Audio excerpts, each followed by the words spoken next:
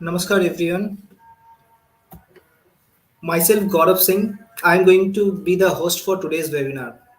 It gives me great pleasure to welcome all our viewers across the globe for this webinar. This webinar is presented to you by the American Academy of Yoga and Meditation in association with Consulate General of Atlanta, Dr. Swati Kulkarni, on the auspicious occasion of Youth Day and the Azadi Ka Amrit Mahotsav. The Ganges Mississippi Dialogue, or GMD as we call it, is a social platform under AYM through which we deal with three issues: education, healthcare, and economic challenges. Through a series of talks, seminar, and live chat shows by eminent personalities, AAYM endeavors to bring together the think tank of the world.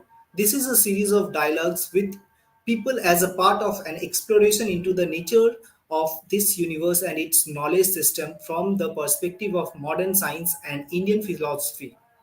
On the birth anniversary of Swami Vivekananda, we have come up with an exclusive webinar known as The Bridge Between the East and the West. A great contribution of Swami Vivekananda was that he was instrumental in ending India's cultural isolation from the rest of the world. He was India's first great cultural ambassador to the West. His teaching and philosophy are reinterpretation and synthesis of various strands of Hindu thoughts, most notably classical yoga and Advaita Vedanta with Western knowledge and universalism. It gives me great pleasure to introduce a team of distinguished panelists. Our first speaker for the day is Swami Atma Priyanandji, Pro Chancellor, Ramakrishna Mission, Vivekananda University. Our second speaker of the day is our very own Dr. Indranil Basure, cardiologist and cardiac electrophysiologist, adjunct professor at the University of Memphis. He is also the chairman of AAYM. We also have with us Brother Sankara. He is resident minister, Vedanta Center of Atlanta. We are grateful to have Dr. Ravindra PN with us. He is the moderator of today's webinar. He is Associate Professor, Department of Neurophysiology, Center for Consciousness Studies, NIMHANS. Over to you, Dr. Ravindra.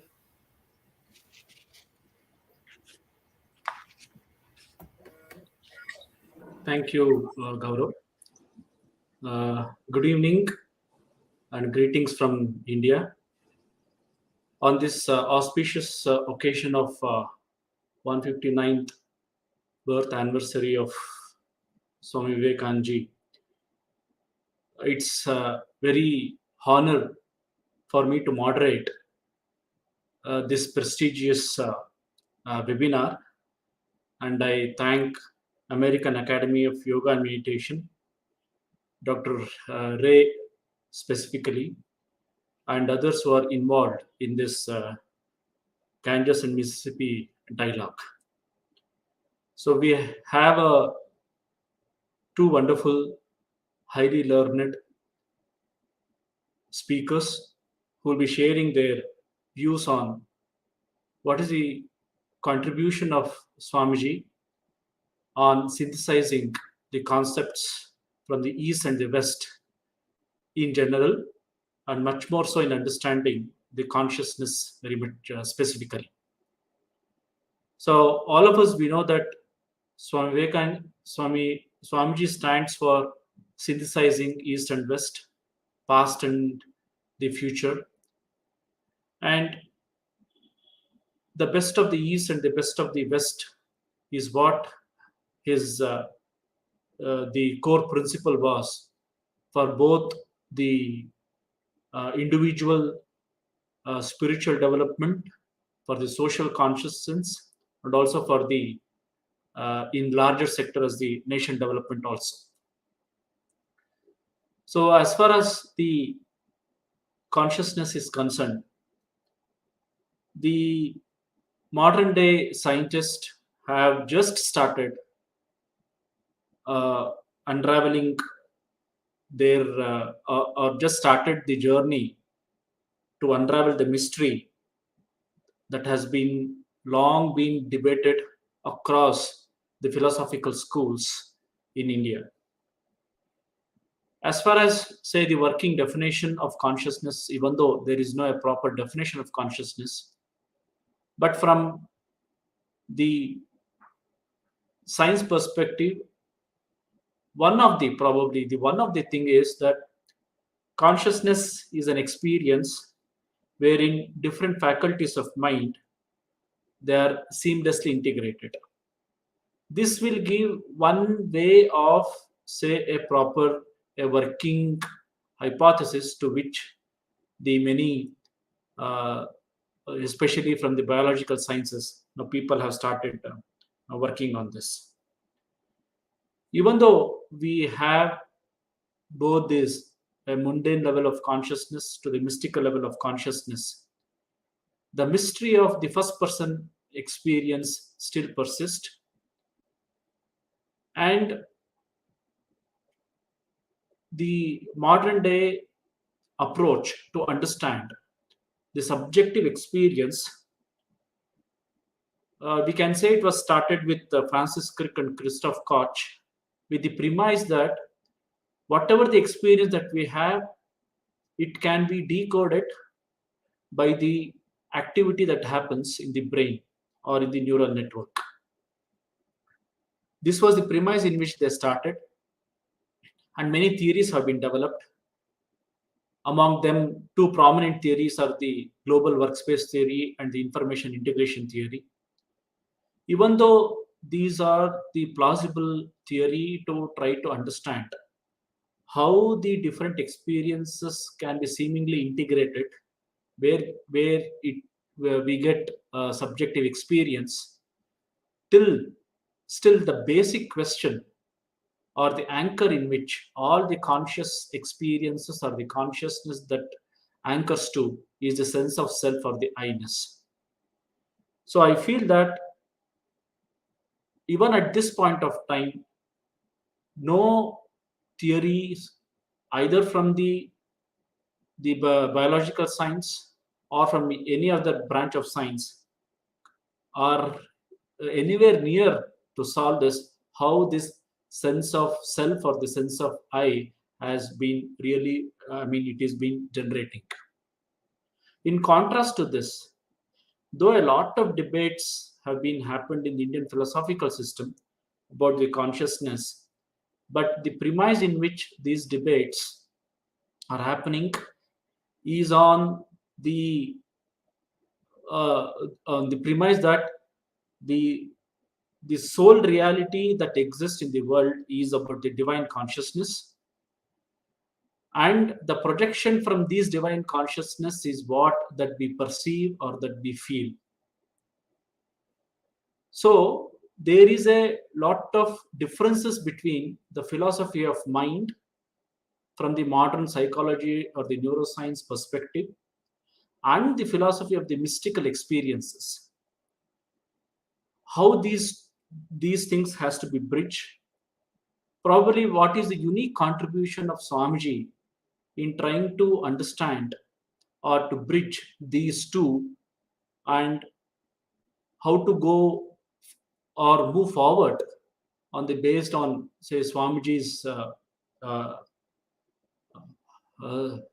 way of synthesizing both the philosophy of mind from the modern psychology perspective and the philosophy of the mystical experiences from the philosophical perspective, probably will set a stage for the whole of consciousness understanding, especially from the modern research point of view.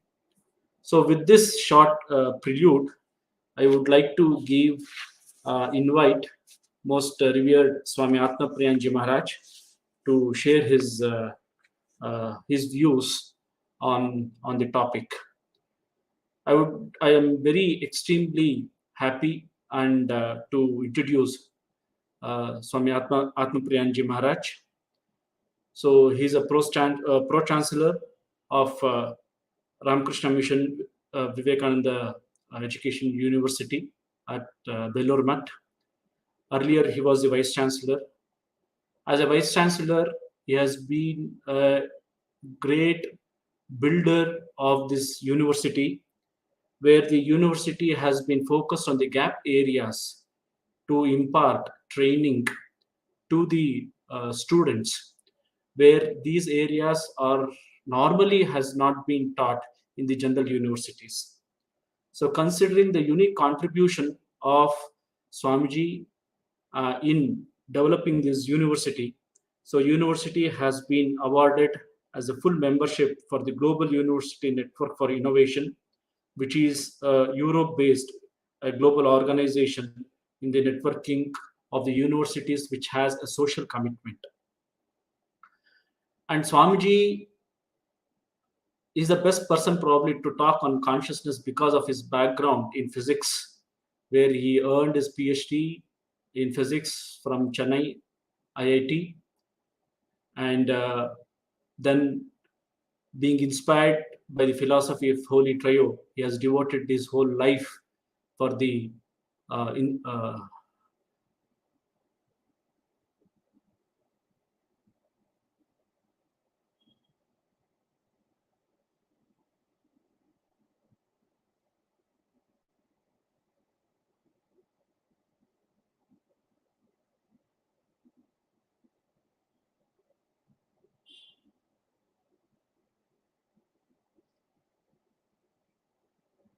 Am I audible?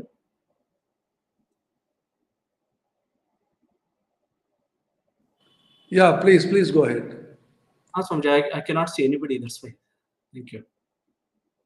Yeah. So You mentioned and did you go to a different state of consciousness or? no, Swamiji. No. Because I was seeing I mean, on you, and suddenly, it was it disappeared. That's why I don't know what has happened. Okay. So Swamiji is a renowned educationist, and his interest is to realize the Swami Vivekananda's vision on education, yoga, Vedanta, and also on the consciousness studies. And Swami Vivekananda's vision to integrate both East and West from the academic atmosphere has been realized by Swami Athapriyanji's effort to build this university, and also under his leadership, the Swami Vivekananda Center for Consciousness Studies has been started even at our Belur Met University also. And he has traveled extensively, lecturing and conducting workshop on various aspects of integrating both science and Vedanta. So, on the behalf of organizers and all of you, I welcome Swami Atmapriyanji Maharaj to share his views. Swamiji.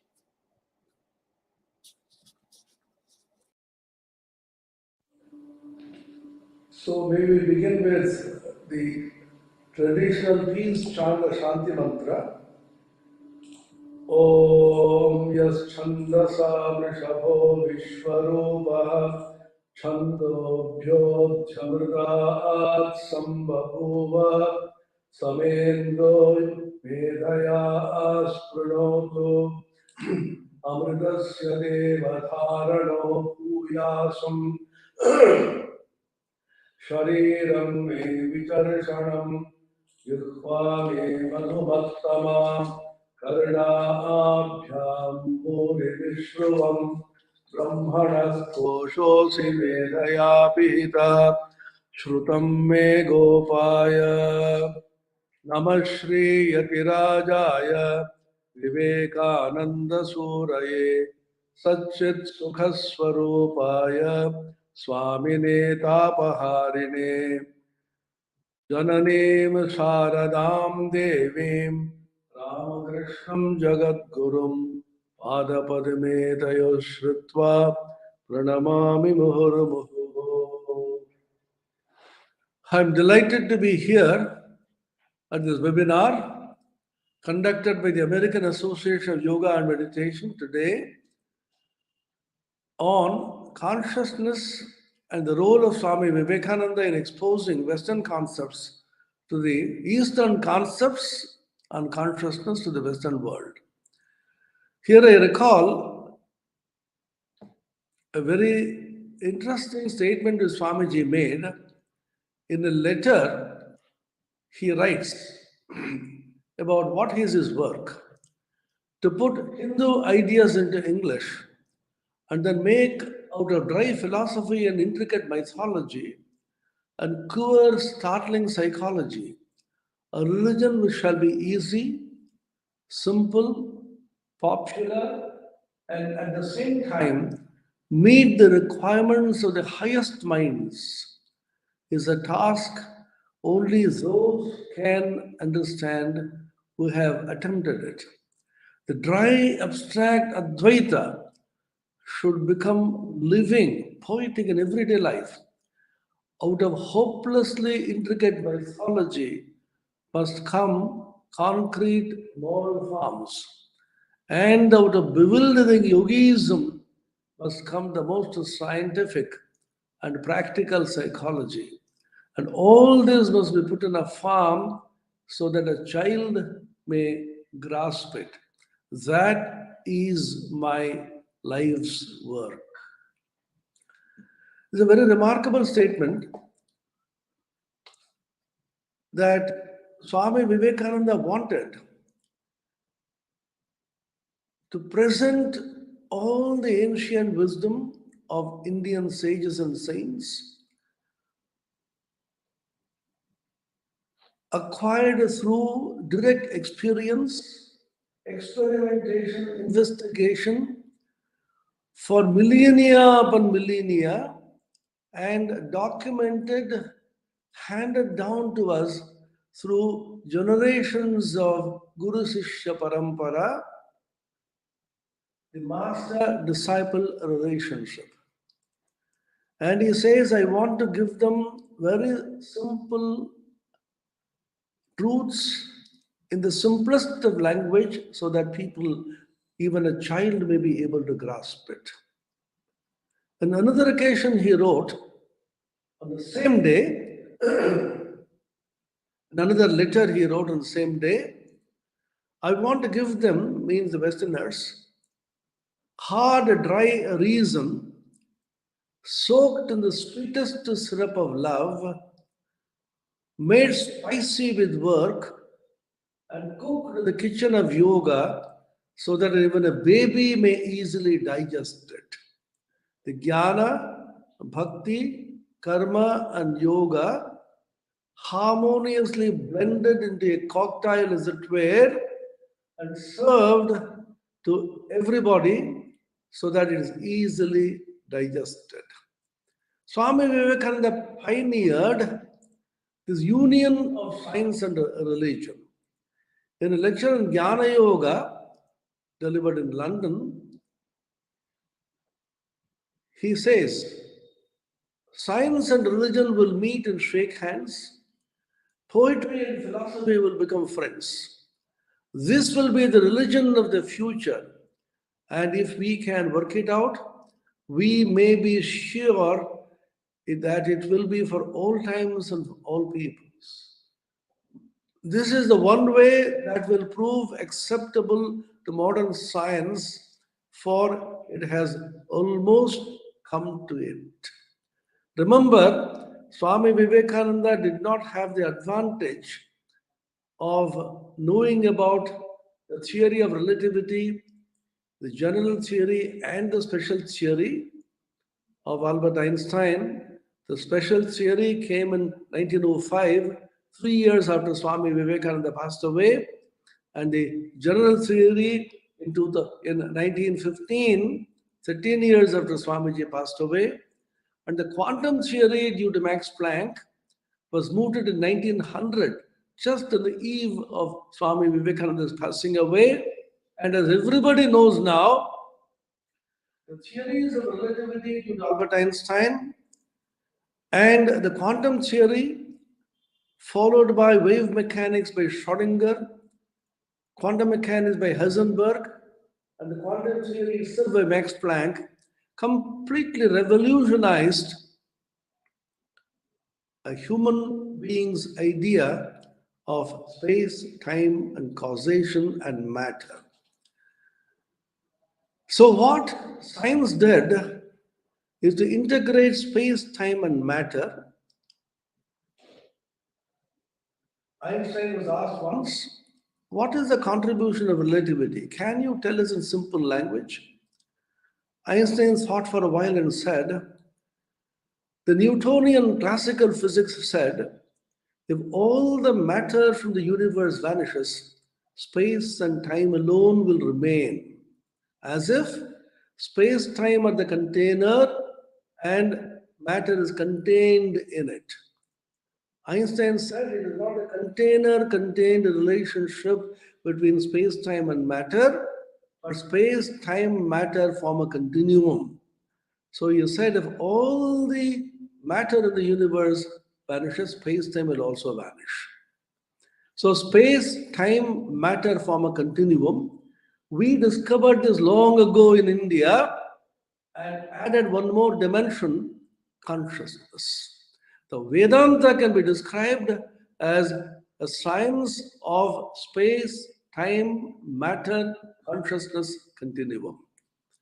There are three fundamental common principles through which science as well as spirituality and philosophy have developed. One, the classification principle. Two, the generalization principle. And three, the unification principle. Human mind has an uncanny capacity to classify things. The most famous example in chemistry, which we have studied in school, is a periodic classification of elements. 92 elements came to be discovered, and people started wondering how to classify them. They classified them, as you know, into groups and periods.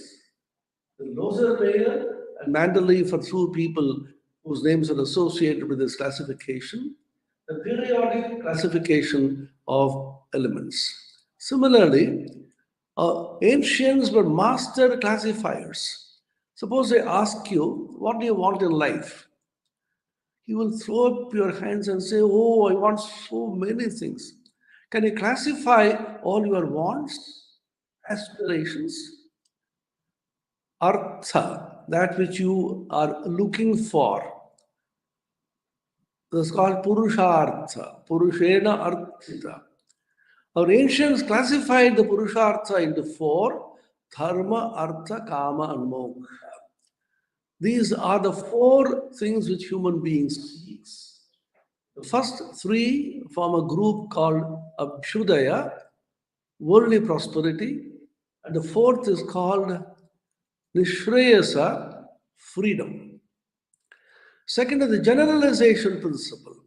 Swami Vivekananda mentioned this in his famous talk, Reason and Religion, where he says that religion should also subject itself to scrutiny like secular sciences. Through that scrutiny, if religion goes, the whole of it or part of it, let it go. He was so bold to assert it. A religion cannot shy away from scrutiny, claiming superiority over science because it deals with transcendental objects. And he shows that the science of Vedanta, the ancient Sanatana Dharma in Hinduism, alone can stand the test of this scrutiny in the modern times. He said there's a huge vacuum in the West. The doctrines of the church, with no scientific basis, are crumbling down. His famous, powerful words were, and the sledgehammer of modern scientific discoveries, the doctrines of the church is getting pulverized like pieces of porcelain. Vedanta alone should step in and give a rational scientific interpretation of the science of consciousness. The generalization principle means you generalize from the particular to the general, general to the more general to the most general or universal. He gives the example when Newton saw an apple fall, he did not consider it to be an isolated incident. Then he said, apples fall, stones fall, every apple falls. Can you generalize it? We went on generalizing, ultimately finding out the universal law of gravitation. So every particular incident of a falling has to be thought of as a specific instance of this generalized law called the law of gravitation. The third principle, which is most important, is the unification principle. This is the basis of Vedanta, particularly the Advaita Vedanta. Everything is unified. There is no hiatus in nature. There is an amalgam, a unification, an integral approach which nature or God has taken. In the modern times, these three have been pursued by science, and the scientific development is reflected respectively by the principle of pattern recognition. In computers, very common, it's called CVPR, computer vision and pattern recognition, classification principle. The generalization principle leads to discovery of universal laws in science, and the unification principle refers to what Einstein unsuccessfully attempted, unified field theory. And now we talk about theory of everything, TOE, and the superstring theory, which scientists are even now researching into, is an attempt to find out a theory which can be an answer for everything. Now we have the IoT, Internet of Things. The idea of Internet, that everything is unified in the form of web, WWW, the World Wide Web, was thought of in the Upanishads long ago. Yathornanabhisrijate grinhate cha. Urnanabhi means a spider which spins a web. So these ancient quests of the human mind are based on the above principles, rooted in the eternal Indian wisdom, Sanatana Hindu Dharma, which Swami Vivekananda exposed to the Western world. I'll quickly go through these four important quests. The quest for unity, which subsumes the microcosm, macrocosm, dynamic equilibrium. It's called Ekatva Vijnana. Eka Vijnanena Sarvam Vijnanam. This is Chandogya Upanishad. Kasmin nu bhagavo vijnate sarvamidam vijnatam bhavati. Chandogya Upanishad. Ekena sarvam vijnatam syat. By knowing the one, everything can be known. What is that master key? What is that one principle by knowing which all other particulars can be understood or realized? This quest is predominant in the Upanishads and in Vedanta, and Swami Vivekananda had a wonderful experience in Almora, in which he saw the microcosm and the macrocosm have a dynamic equilibrium, and they are made in the same plan. He wrote down in a notebook later on, I have realized the union or the unity of the microcosm and the macrocosm. I have seen the entire universe in an atom. Kathopanishad talks about the Atman as anoraniyan mahato mahiyan atmasya jantor niyato guhayan.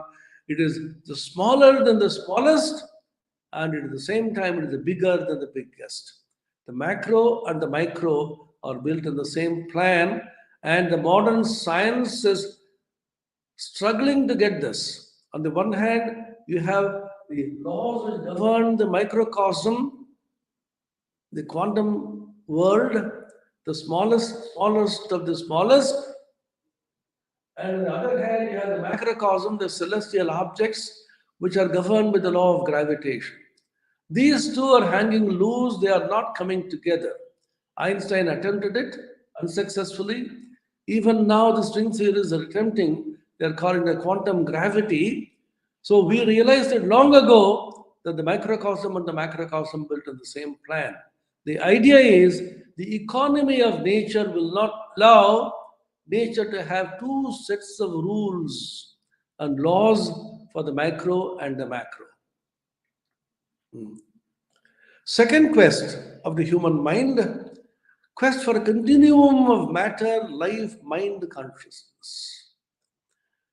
Space, time, matter form a continuum, as Einstein proved. Now we have space, time, matter, life, mind, consciousness. The Taittiriya Upanishad talks about it as Annamaya, Pranamaya, Manomaya, Vijnanamaya, Anandamaya Atma. 5 dimensions are there for the human personality. The Annamaya is space, time, and matter. Pranamaya is life. Manomaya is mind. And consciousness begins with Anand Vijnanamaya and ends in its cosmic infinite dimension in the Anandamaya. And then we have the quest for interconnectedness, oneness of existence, and Kaspin Khalu Odascha Prodasjeti Brihadaranyaka Upanishad. Shankara's commentary on that, Akshare Sarvasyapi Otaproda Bhavaha. Where is it that everything is Otaprota? Otaprota is a very expressive term in Sanskrit, which could be roughly translated interpenetrated, interconnected, becoming one, amalgamated into one. What is that principle into which everything is amalgamated? The answer given is the Brihadaranyaka. In the Rakshara Brahman, the supreme reality, everything is connected. And in divisibility of knowledge, we have broken up knowledge into several pieces: physical sciences, life sciences, mental science, etc. Ancient wisdom of the Upanishads, the Vedanta, the eternal Sanatana Hindu Dharma, it says knowledge is one. The Mundaka Upanishad says, Dve vidye veditaive parachaiva paracha. Paravidya is the supreme knowledge of the spiritual reality. Aparavidya is the knowledge of the world. The Bhagavan talks about in the Bhagavad Gita, in the 13th chapter, as Kshetra and Kshetrajna. They form one knowledge continuum. The third quest is the quest for the infinite. This is the underpinning urge in the human heart. It's called Bhuma Vijigyasa. Chandogya Upanishad says, Yad Bhuma Vaitat Sukham Na Alpe Sukhamasti. Bhuma Tu Eva Vijigyasitavya iti Bhumanam Bhagavo Vijigyasa iti. Satyam Jnanam Anantam Brahma. Brahman is truth, Brahman is consciousness, Brahman is Anantam or infinite. Why is the human mind so restless, constantly seeking everything outside? Is because a human being cannot be satisfied with anything which is small, which is trifle. It wants to go and reach that infinite. The urge to reach the infinite takes the form of restlessness of the human mind. Once you reach the Bhuma, the infinite, the vast, illimitable, then only you get knowledge, then only you get joy. There cannot be any joy in anything which is small. The fourth quest is a quest of Mahashakti that is working through nature. Science has discovered it. Science call it nature, and science says that nature is working remarkably. Nature in various aspects. The materialistic sciences talk about nature in the physical sciences.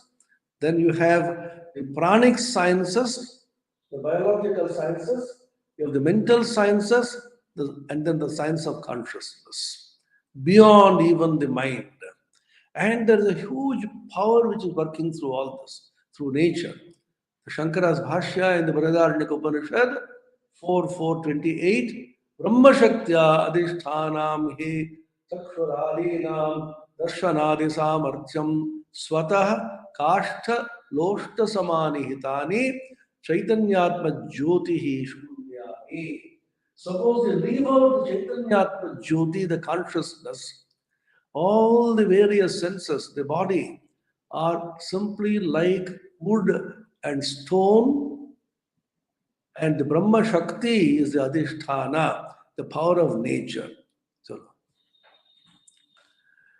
here we can recall Einstein's quote about religion. Einstein says, "My religion consists of humble adoration of an illimitable intelligence which our dull faculties can comprehend only in the most primitive form." So you see this statement. There's a huge, illimitable, infinite, enormous intelligence which is working through nature. We do not know what is the nature of this intelligence, and Vedanta calls it Satyam Jnanam Anantam, calls it the Atman or Brahman. And the scientists of a very high order, like Albert Einstein, have realized that nature is so extraordinarily beautiful. Four particular qualities are mentioned about the supreme being in India, Sanatana Dharma, the Hindu Dharma. Satyam Shivam Sundaram. It is truth, constant, invariant. Shivam, auspicious. Sundaram, beautiful. What is beauty? Beauty is that which has a pattern. There is symmetry, there is extraordinary beauty in nature, and there is an illimitable intelligence which is capable of putting all this in place. We do not know the nature of this intelligence. We can only bow down our heads in a humble adoration. And that adoration, Einstein says, is my idea of religion. The last quote is also a very, very profound quotation by Einstein. The most profound and the most sublime experience that one can have is the sensation of the mystical. It is truly the source of all science. A person who is a stranger to this emotion, who can no longer marvel and work, wonder, and wrap awe, is as good as dead. To know that what is impenetrable really exists, manifesting itself is the highest wisdom and the most radiant beauty that our dull faculties can comprehend only in the most primitive forms. And this knowledge, this realization that constitutes true spirituality. He ends with a very, very profound mystical statement. This cosmic, religious, and mystical consciousness is the noblest mainspring of all scientific research. Here you should remember that those who dismiss religious and mystical consciousness as something which is unnatural, which is unrealizable, will remember that most of the greatest scientific discoveries have come from beyond the mind. I'll just quote two. One is Kekule. Kekule was a chemist, as you know. He was grappling with the nature of the structure of benzene. He knew the aliphatic compounds, the linear structure. His mind was so conditioned to linearity, he could not come to terms with anything beyond that. So he was very deeply absorbed. Suddenly he fell into a kind of a trance or a vision or dream, call it what you like, where he saw a dragon made of carbon atoms. And this dragon opened his mouth and was biting its tail. He woke up, eureka feeling, and said, "Ah, that's it." The cyclic nature of benzene, and the rest is history. The second example is from the life of Srinivasa Ramanujan, the great Indian born mathematical genius.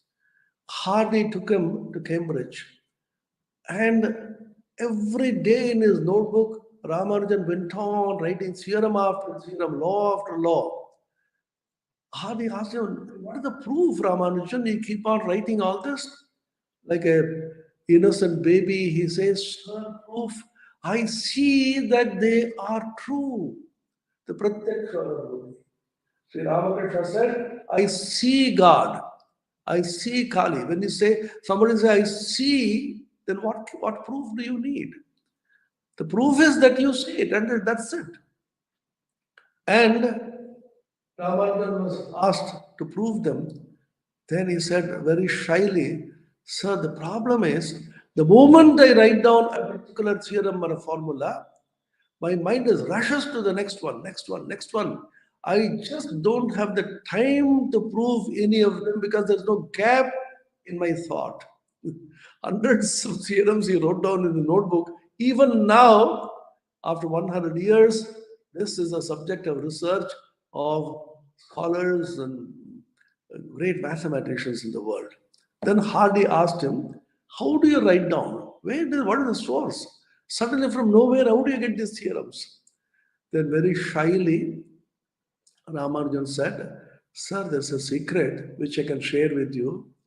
I have Namakkal goddess, my Kuladevi, a goddess, a Devi, whom I have been worshipping since childhood. She comes in a vision, in a dream or wherever, and then she dictates this formula. Write down, Ramanujan." So I quickly write down in my notebook. So Hardy is supposed to have said, "This boy doubtlessly is a mathematical genius, but hopelessly spiritual, hopelessly religious." Out of such hopelessly religious and mystical and spiritual people have come the greatest discoveries in science and religion, in all that you find great which human beings have discovered. And therefore, Swami Vivekananda, for the first time, exposed to the Western world his great religious and mystical ideas. His Jnana Yoga, Karma Yoga, Bhakti Yoga, and Raja Yoga created a sensation.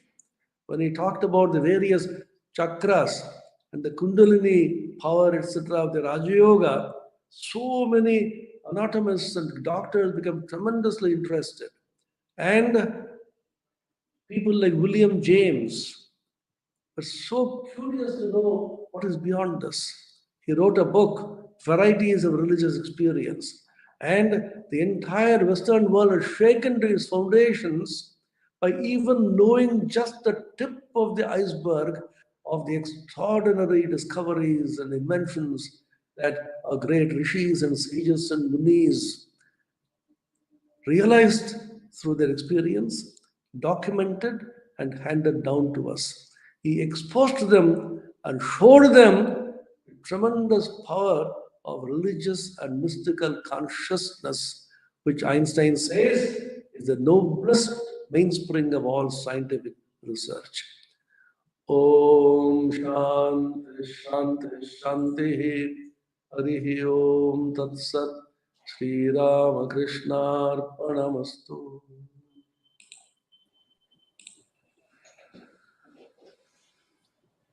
Thank you, Swamiji. It was a wonderful exposition. You gave the overview of the the path of the knowledge from our philosophical wisdom, and hopelessly religious people are more creative, and to get that the creativity to unravel, right? So you mentioned, okay, we have to go beyond mind. If you can really explain that, what does it mean, okay, from the spiritual perspective, that what does it mean to go beyond mind? uh, if you can, I think some explanation, it will be helpful for the audience. See, the human mind has unique capacity to transcend itself. It is just like, can you stand on your own shoulders? It's a very stupid question, you may say, but it is possible for the human mind to transcend itself, which means the human mind has the capacity for transcendence as well as immanence. Therefore, the highest reality called Brahman in Vedanta, in the ancient Indian spiritual wisdom, Sanatana Dharma, Hindu Dharma, has been called both transcendent and immanent. Transcendent meaning it goes beyond space, time, and causation. And immanent meaning it is in space, time, and causation, present everywhere as everything, at the same time not compromising with, not giving up its transcendental dimension. Don't ask how is it possible, because there is no how or why with regard to something which cannot be brought into the network of questioning. If you want more mathematical scientific explanation, you can go for the discussion in Roger Penrose's book, The uh, Emperor's New Mind, the first book he wrote. The question was raised in that book whether the human mind thinks algorithmically. He is arguing against artificial intelligence, and artificial intelligence says the human mind also thinks through an algorithm, and if you can constantly train the mind in that algorithm, train any object in that algorithm, a robot, then the robot will also function in the same way as a human being. Now the question is it true that the human mind is thinking algorithmically at all?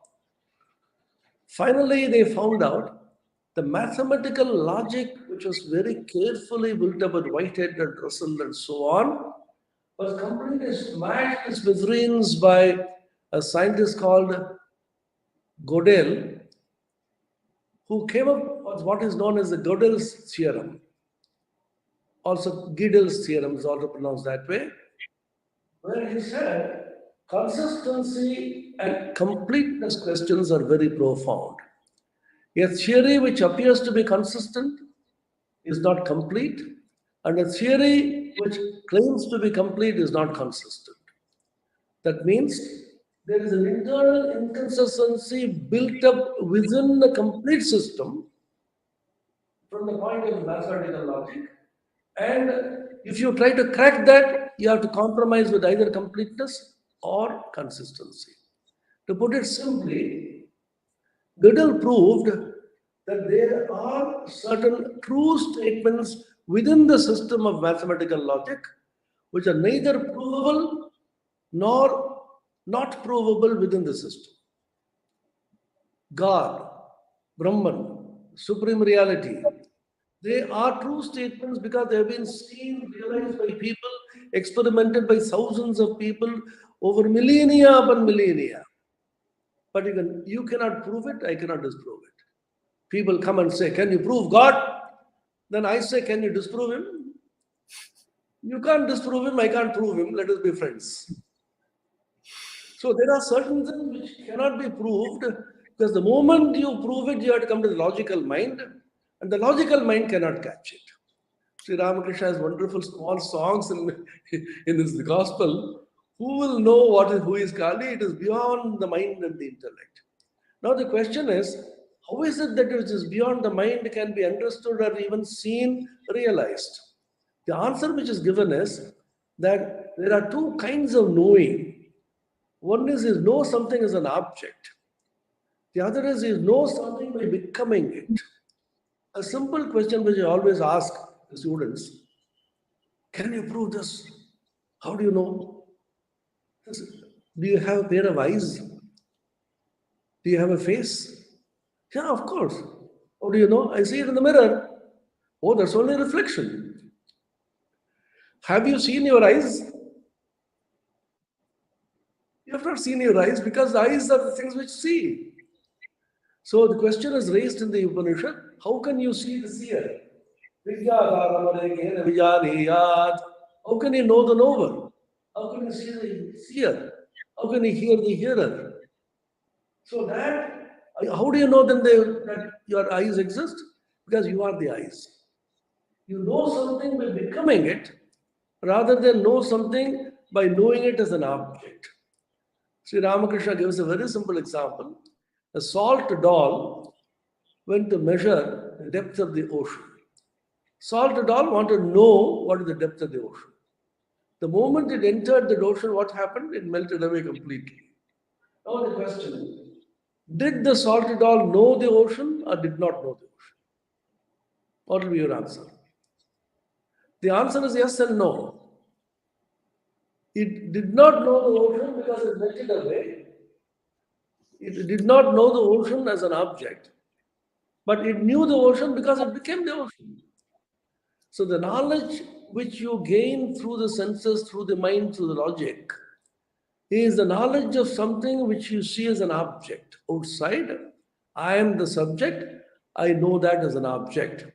And the process of knowing is called knowledge. In technical language in Sanskrit, Vedanta is called Gyeya, is the object which is known. Gyata is a subject which is the knower. And the process by which it is known is called knowledge. Jnana. Jnana, Gyata, and Gyeya. Now, if all the three of them coalesce into one, who is the knower and who is the known? There is only one infinite consciousness. And infinity cannot be known by anybody because if that person knows it, he is apart from the infinite. He is different from the infinite, then the infinite becomes finite.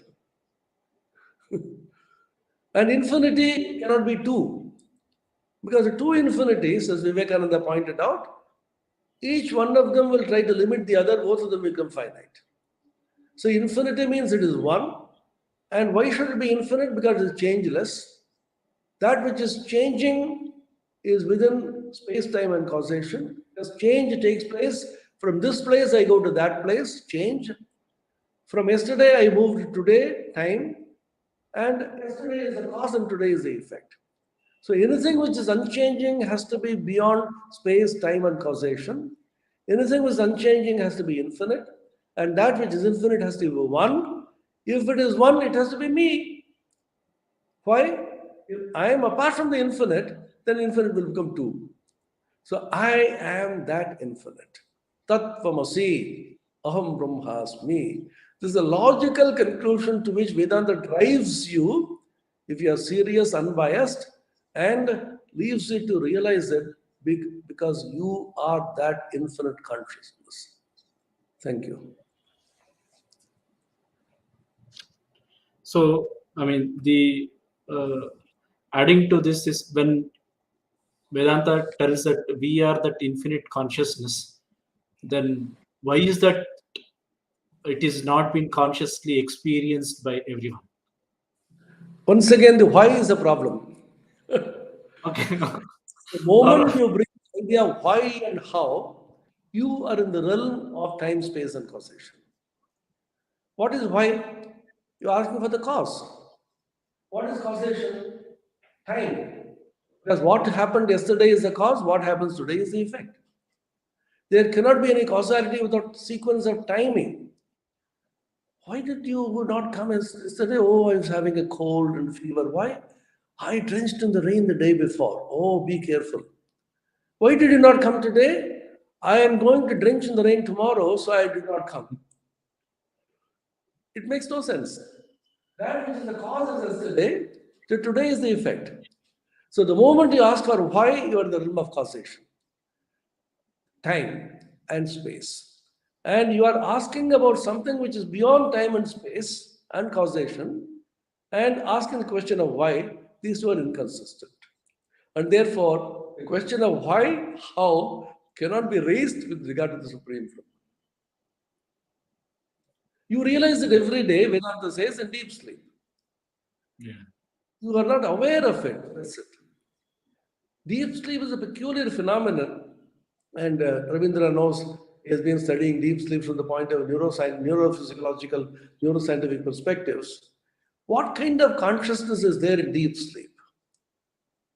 You do not have a subject-object consciousness at all because you don't realize anything, which means you have driven to the conclusion that there is a subject-objectless consciousness in which consciousness does not divide itself into a subject and an object. In dream, consciousness itself divides itself into subject and an object. I see a dream, I see this webinar happening in dream. So consciousness itself divides into subject and an object. When you go to deep sleep, a profound dreamless sleep, there is no subject, there is no object. And therefore there can't be any knowledge. But I have a feeling that I have knowledge. I slept well. I was so happy. So how do you have these feelings of happiness and sleeping well and I did not knowing anything? You have the knowledge of the ignorance of not knowing. So you come back and then function.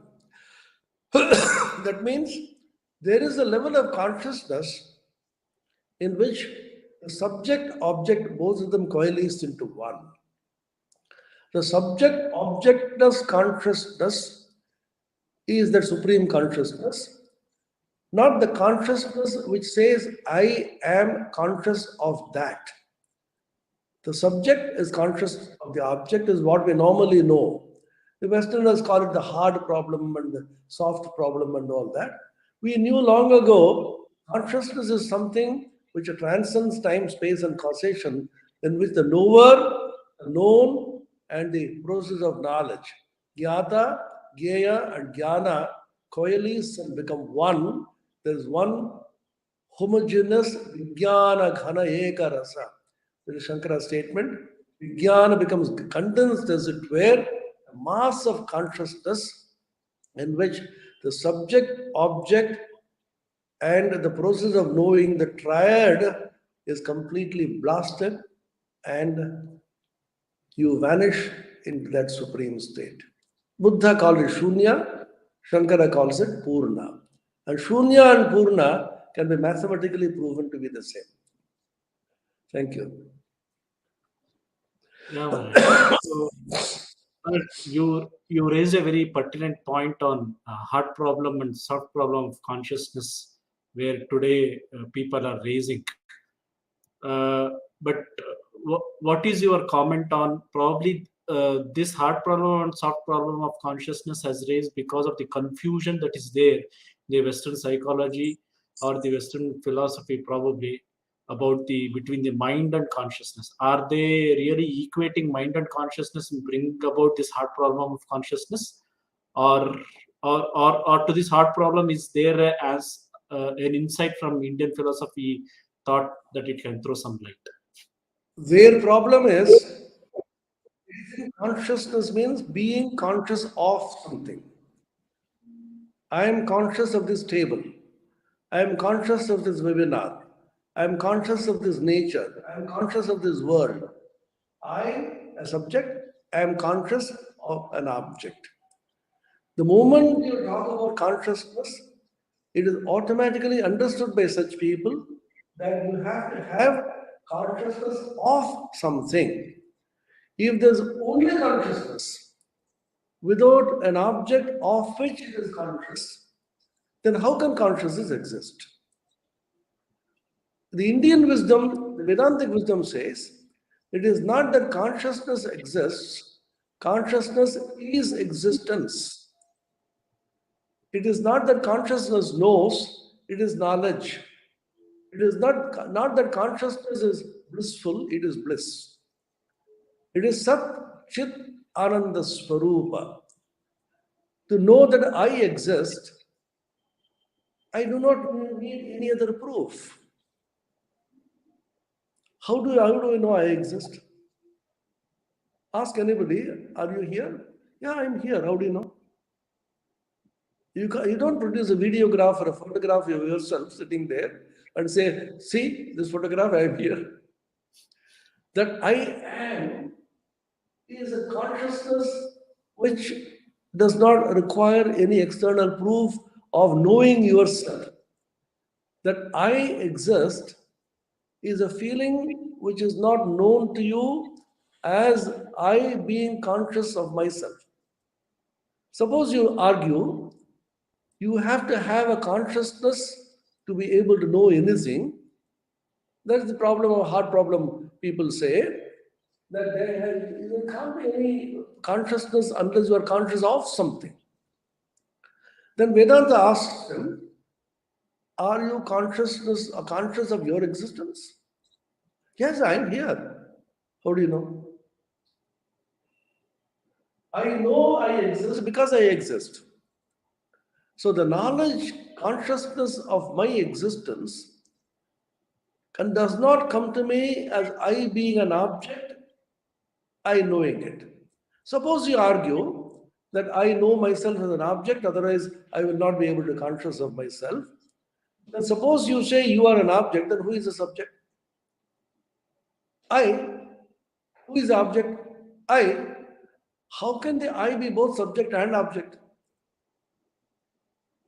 So since I can't be subject and object at the same time, you are forced to conclude that there is a level of consciousness in which the subject object both of them coalesce into one and vanish, and the subject objectless awareness which is called the consciousness of your own existence.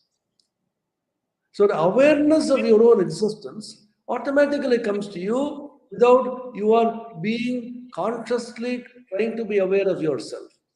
I just exist, that's it. So all the other things, how do they exist? How do you explain the existence of other things? The moon exists, the sun exists, the table exists, the building exists. So Vedanta says, since exists is common, take exists out of the bracket. Ax plus bx plus cx plus up to zx, x multiplied by a plus b plus c, the school arithmetic which we study, algebra. So take existence outside. Within bracket, you put the moon, the sun, the table, the building, etc., and close the bracket. So you can interpret by this saying there is one supreme existence, and all the various objects that you talk about are only superimposed upon this object. If you remove all these objects, still existence will be there. Which is exactly what Einstein said. If you remove all matter, don't think everything will vanish. So if all matter goes away, if existence, only existence with pure existence will remain. What is pure existence? Is there impure existence? Word has to be used because there is a level of consciousness that will just exist. In deep sleep experience, for example, you have the feeling of just existing. I exist. How do you know I exist? I exist because I know I feel I exist. Is it a feeling of the mind? No. I don't know whether it's a feeling of the mind or consciousness. I don't know. Don't ask me too many questions. I exist, I know. So it is not knowing because you are seeing yourself existing, but knowing because I exist. That's it. So existence, in the ocean of existence, all the objects, etc., are floating like that. And this existence has to be awareness, consciousness. Because existence alone can be realized without an external agency trying to certify to its existence. For example, Ramana Maharshi would say, how do you know that the world exists? The world doesn't come and tell you I exist. But you say the world exists. This is one problem in physics. Physics is asking what is matter. Physics is the science of matter. Physics does not know what is matter. There is no definition of matter in physics. Biology talks about life. Biology does not have a definition of life. And people beyond them talk about consciousness. They do not know what is consciousness. But we know what it is. Suppose you ask, what is time? Can you tell me what is time? Oh, I don't know what is time, but I know that the clock says 9:05.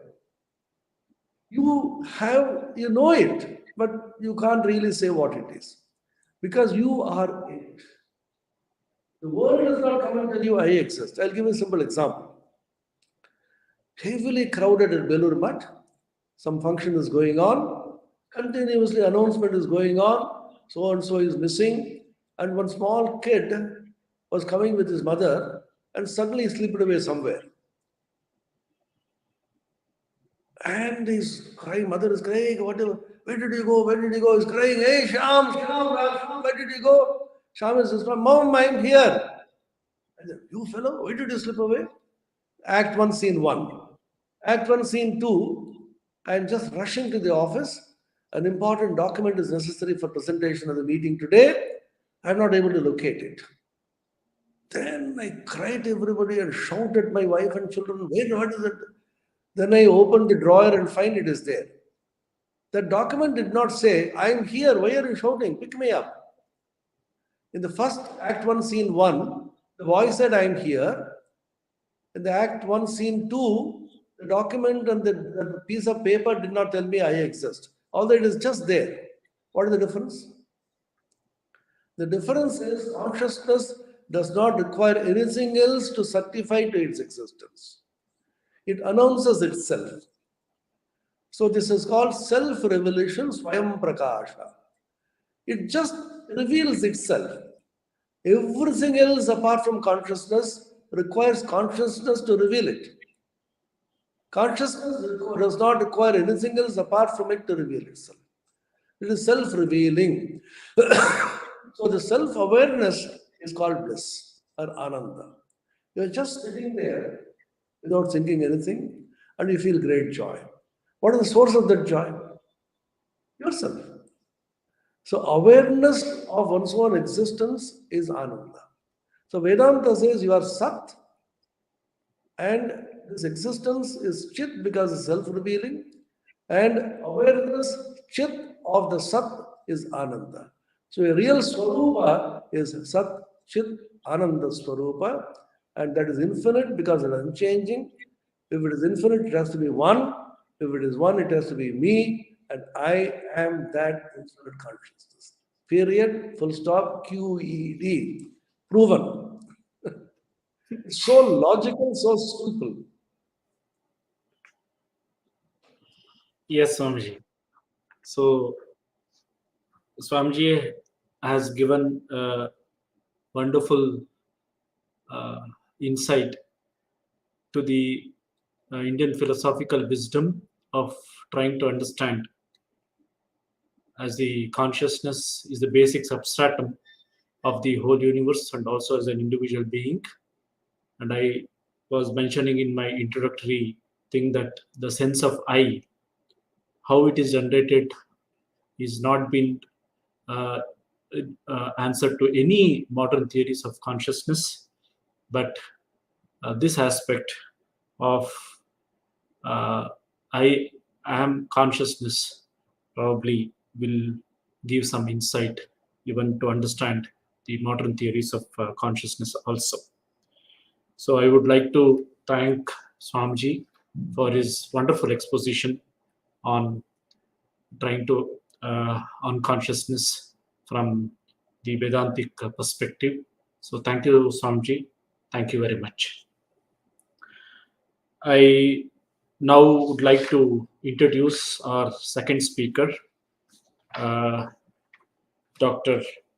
Indranil Basure.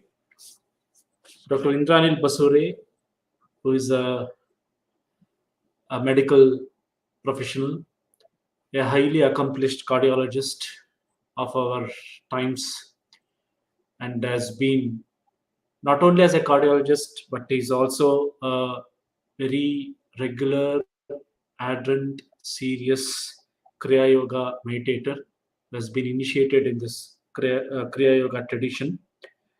And he's also a founder chairman of American Academy of Yoga and Meditation. He has a wonderful accomplishments as a cardiologist, where with a lot of publications. And most important aspect is Dr. Ray has been pioneering in integrating yoga and lifestyle in the general health, but more specifically with the cardiac health, and also trying to bring this into the modern medical education. So he has been awarded with many prestigious honors, and he is also a visiting professor of cardiology and the head of integrative cardiology in All India Institute of Medical Sciences at Rishikesh, and is also professor of public health in University of Memphis. And most important is that shortly, he's the chief editor of the world's most say highly or the first reference book on the principles and practice of yoga in cardiovascular these diseases. And and also probably he's a technocrat, probably has developed several tools to treat the irregularities or irregular beats in the heart, just maybe like tachycardia or atrial fibrillation. And also he organized the first world conference on the role of meditation and the cardiovascular disease in Abe's Rishikesh. So he's a passionate physician, highly trained person who can integrate both the Indian uh, wisdom with the medical science and also into the uh, medical education. So I welcome now Dr. Ray to share his views. Dr. Thank you very much. Can you guys see my screen?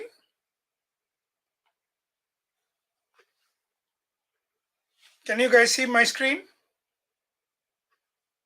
Hello?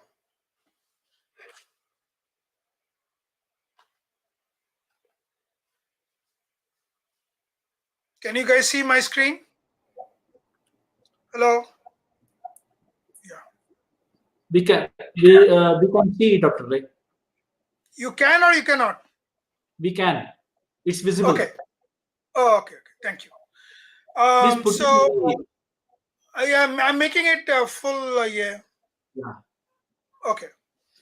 Thank you very much for the introduction. I really appreciate that. I am I in this today's talk. I'm going to talk about the scientific understanding and the biological understanding of consciousness, and I'm then going to talk about how the Swami Vivekananda's interjection of Advaita philosophy in the West has actually changed what science or biology believes.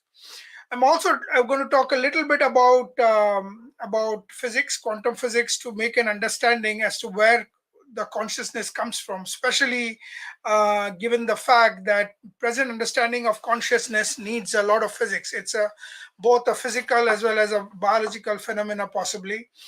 I like to take the blessings of Swami Vivekananda, on whose anniversary we are doing this, and my guru lineage, starting from Mahavatar Babaji and my guru Hariharananda Giriji. I like to take the blessings of Swami Atma Priyananda ji. It's always a challenge to talk after him, but I'll take his blessings. That hope I can get my ideas across. So today we are going to talk about something that is completely different, that has been there in Hindu philosophy for over 10,000 years. But modern science has sort of crawled into this understanding in the last 1 century. As Ye said, as Vivekananda had said, he said there is unity of matter, which is called Akasha. There's unity of force, which is called Prana. And both of them can be melded into one. And he said this almost 10, 15 years before. But he clearly says the modern science is mute here. It has not yet found its way out. He says this because, as Swami Atma Priyananda said, this was done decades before E is equal to mc square came up. Einstein came up with the concept of E is equal to mc square. But as Swamiji alluded, he actually, after sitting in meditation near Almora, he came out with something that is unbelievable. He said that both micro world and the macro world is built on the same plan. Both the micro world and the macro world is with the build plan. This is unbelievable. This is complete nonsense based on the science of that time, because at that time there was the end point of matter was atom, and atom was surrounded by electrons, just like how Earth goes around the sun, or the planets goes around the sun. That was the concept. Niels Bohr first came out, and Max Planck first came out with basic concepts of quantum physics in 1900, but that was very preliminary. So these concepts of Advaita, of what micro and macro world is, has been there in Indian philosophy for ages.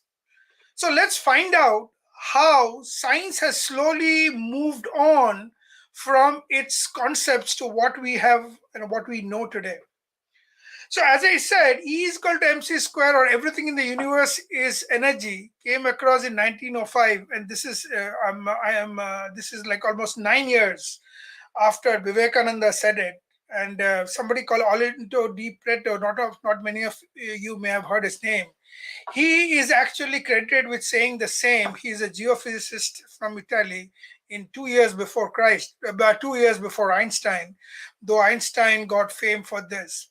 So this core concept that the whole universe is one, and there is nothing two in this, there cannot be two set of laws, was core of Hindu philosophy or Advaita, that for the first time was brought into Western science thanks to Swami Vivekananda. And as we know, Swami Vivekananda was known to the biggest names during that time, whether it is Lord Kelvin or Tesla, biggest names at them, and they were strongly influenced by him.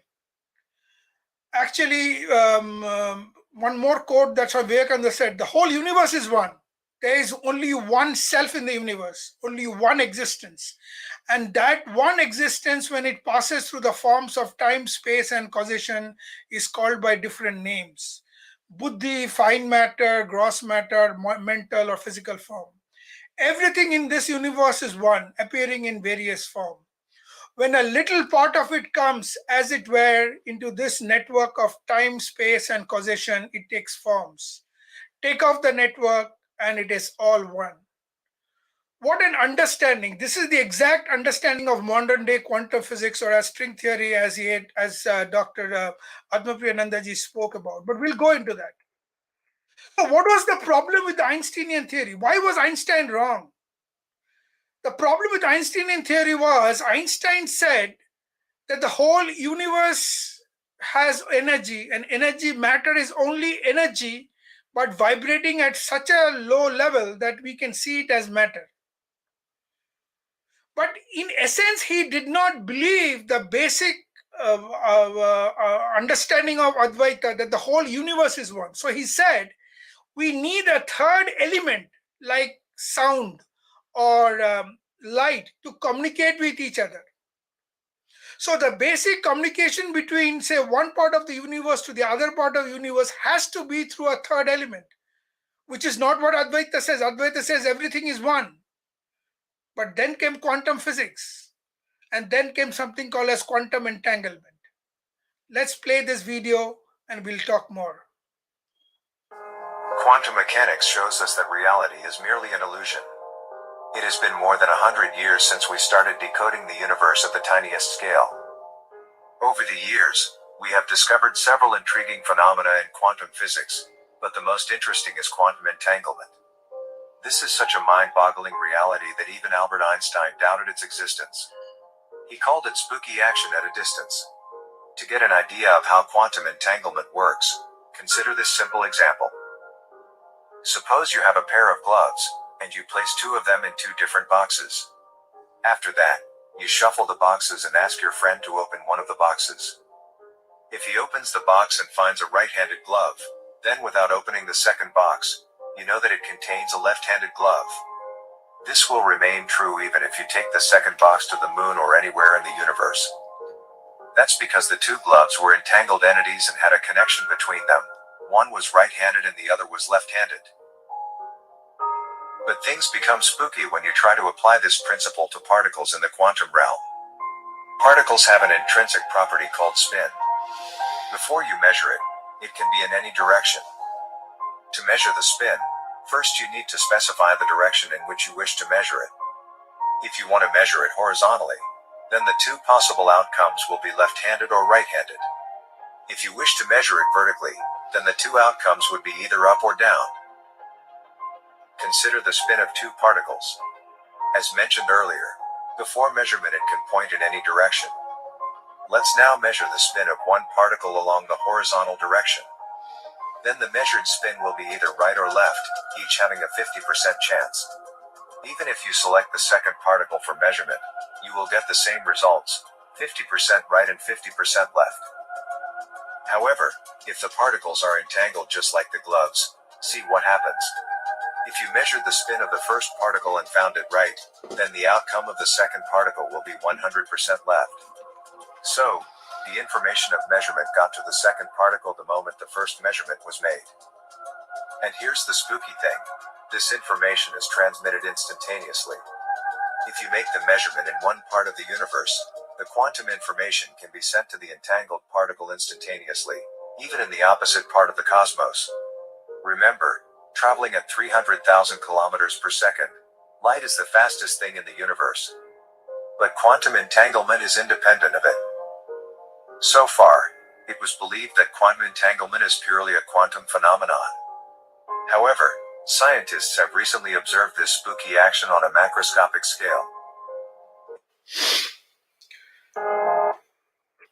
It's very interesting that while initially, despite coming out with the understanding that everything in the world is an energy, but science was still elusive because science still felt, or medicine, people as big as Einstein still felt that though everything is one, there still needs a third party. You don't need a third party when everything is one. They have their own mechanism of communication. Now, how it happens, we don't know.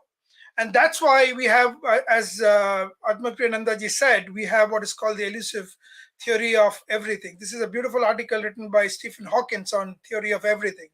We still don't have the answer. But let's go and try to understand what we mean biologically. What does the science feel about it biologically? And then go back to Advaita Vedanta to have a better understanding to see if that makes more sense than what we know today scientifically. So Francis Crick, one of the scientists who got Nobel Prize for discovering the DNA, he wrote in his famous book, The Astonishing Hypothesis, that your sorrows, your joys, your memories, your ambition, everything depends on interaction of neurons or nerve cells and their associated molecule. So consciousness is nothing but a bundle of nerves firing. If that's true, then we should have a place inside the brain that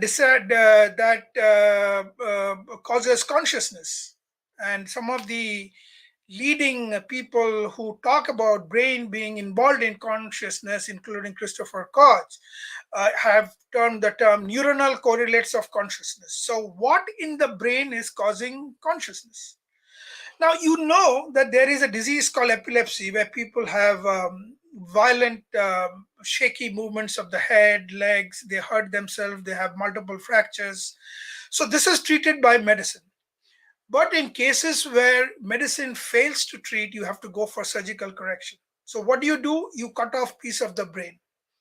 So there are tens of people who had their cerebellum cut off. Was their consciousness less? No. They were as consciousness that you are, or as consciousness that I am. So then they said, why don't we cut the super highway connecting the two sides of the brain? So there is a superhighway called the corpus callosum that has got over 200 million neurons connecting the two brain. So that was cut off. There are hundreds of people who have the corpus callosum cut out due to intractable epilepsy. Are they anyway less conscious or have they become unconscious? They're neither unconscious nor they're less conscious. They're as conscious as you and me. And similarly, they went on cutting the frontal lobe. There are some diseases where the frontal lobe had to be cut, especially in cases of frontal tumors like glioma, meningioma. Unfortunately, they remain. There are certain activities they can do slower. Like if you cut off the cerebellum, if you ask the person to walk on a straight line, he'll falter. But his consciousness is not changed. His consciousness is same as you and me. So obviously, and I'm going to prove through this work, through my talk today, that consciousness lies outside the human body. And let's try to understand that a little more. Before we go, let's talk about this beautiful lecture that Swami Vivekananda gave in London, where he explains that the infinite or the absolute is there, and then we have the universe. The universe, he says, rise in the fringes of this absolute, which is caused by time, space, and causation. So through the glass of time, space, and causation, we get to see the universe. But once we are beyond all these three, there is absolute. So in the absolute, there is no time, no space, no causations. They are all part and parcel of this finite universe. But once you go to the infinite, none of them exist. Now, does that make any meaning? Let's understand that a little better. Swami Aurobindo similarly says, all is consciousness at various levels of its own manifestation. This universe is a gradation of planes of consciousness. Now, it is obviously true that we have this biological, neurobiological concept of consciousness for almost, 60, 70 years. And there are other physicians and scientists who have added to that. For example, Roger Penrose, as as Advaita ji said, he and Stuart Hameroff thought that the small tubules in the brain is responsible for consciousness, but they are obviously proved wrong. Similarly, the 25 years dialogue between David Bohm and Krishnamurti came out with other concepts of consciousness. Quite a few of them has not been, they are also reductionists, but less reductionist than what Christopher Koch or Francis Crick is saying. So I have this beautiful quote from Cicero, which is almost in 444 BC, which he says, why do you insist the universe is not a conscious intelligence when it gives birth to conscious intelligence? Very interesting and very rational quote. So let me make you understand on the scientific basis where we are faltering and why we are faltering. And this is me not as a doctor, not as a yogi, but as a doctor, a physician, and a scientist. You see, far less than 1/1,000,000,000 of 1% of the cosmos lies within the web of our telescopes. And I'm talking about the Hubble telescope, which is a radio telescope. Now we have the James Webb telescope coming up. Maybe we'll get a little more view, but still, even it is just a small fraction of the actual cosmos, because the majority of everything is composed of unknown entities, dark matter, dark energies. So a sample size is very, very minuscule. Even the word minuscule is too big, even smaller than that. Now, there's increasing evidence that the universe may be spatially infinite. That would make it infinite in its inventory as well. In which case, everything that lies within the view is actually 0% of the whole universe, as any fraction of infinity is nothing. So, basically our knowledge till now is as next to zero about the actual universe. The point is, to be honest, our data is currently too negligible to allow a valid generalization. This is a quote by Edwin Laszlo. Let me give you a simpler example. I have a very good medicine for COVID-19, and I call it IBR's medicine, internal Basure's medicine. I give it to one person, and it looks like it works. I'm not very sure, but it looks like it works. His fever went down. It could be because his fever went down by itself. So I take 100 people, but I just give it to one person. If you're the rest 99, will you take that medicine? Absolutely no. Because there is no proof that the medicine works. There's no proof that the medicine is not harmful. And there's no proof that it actually cured COVID. The guy who had COVID might have got cured by itself. Omicron is a much weaker form of COVID, so it got cured by itself. So in a universe where our knowledge is so minimal, trying to create a theory and saying that this is science doesn't make sense. And that's why you heard those quotes that Swami Atmapriyananda gave by one of the kings of science, Einstein, where he is so humble and he says where we are coming from. Let's go a little off and talk a little bit about the Upanishadic interpretation of it. So basically, we as human beings have this flux of mood, emotion, mental states, which may be, as Francis Crick says, is determined by the neurons, by play of neurons. You have more serotonin in your brain, you are happy. You have more dopamine in your brain, you are sad. But that doesn't mean the eternal timelessness that exists beyond that is also created by the brain. And we'll see it is not. So actually, as Vivekananda had given a beautiful example of what is happening with our brain and this universe, is a brain is like a pond which has got extremely clear water. You can see the floor of the pond. But a child is sitting at the corner of the pond and continuously throwing stones. So there's waves and ripples everywhere, and you cannot show.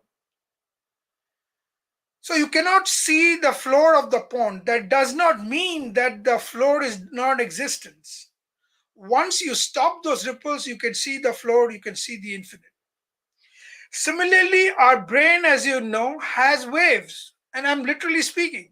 If I take a EEG and put it inside my brain, I'll find very fast waves called alpha waves. And these alpha waves, I'll find beta waves. Beta waves looks very fast. It will be looking like as if your brain is extremely working. But it's actually paradoxical.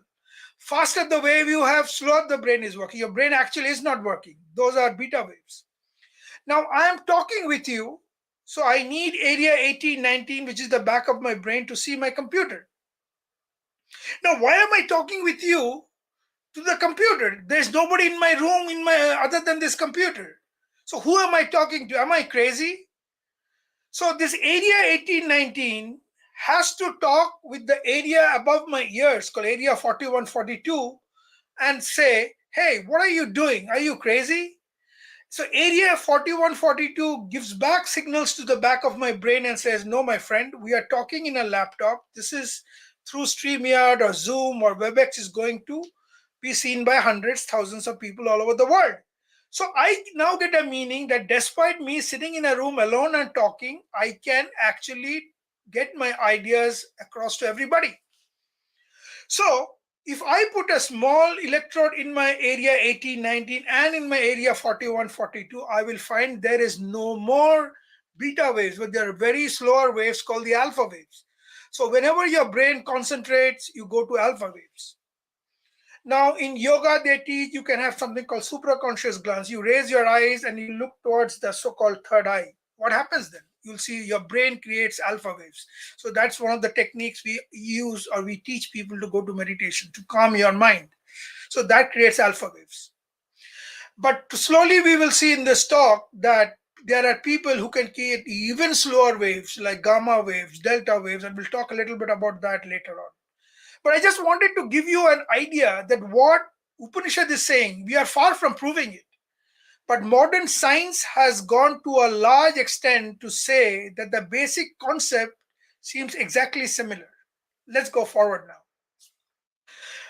We know the four states of consciousness from Mandukya Upanishad. The first quarter, I'm not going to go into the details, but giving you just a basic understanding for the sake of our talk.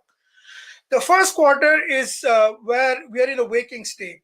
So in the waking state, the gross material objects are enjoyed.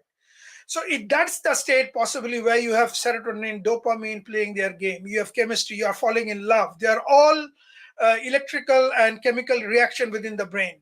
The second quarter is the dream state where you are responsible for subtle internal objects. The third quarter state of deep dreamless sleep. Priyanandaji talked a little bit about that.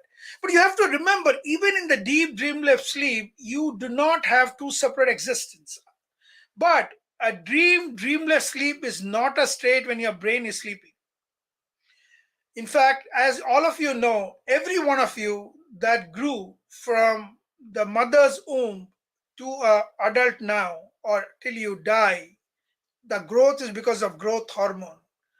And growth hormone is released by the pituitary during sleep only. So when you're exactly sleeping, your brain is actually not sleeping, your brain is awake. That's why it is said, in fact, there's been multiple studies where people were given to sleep for 8 hours and they were taught and they were given to meditate for 4 hours.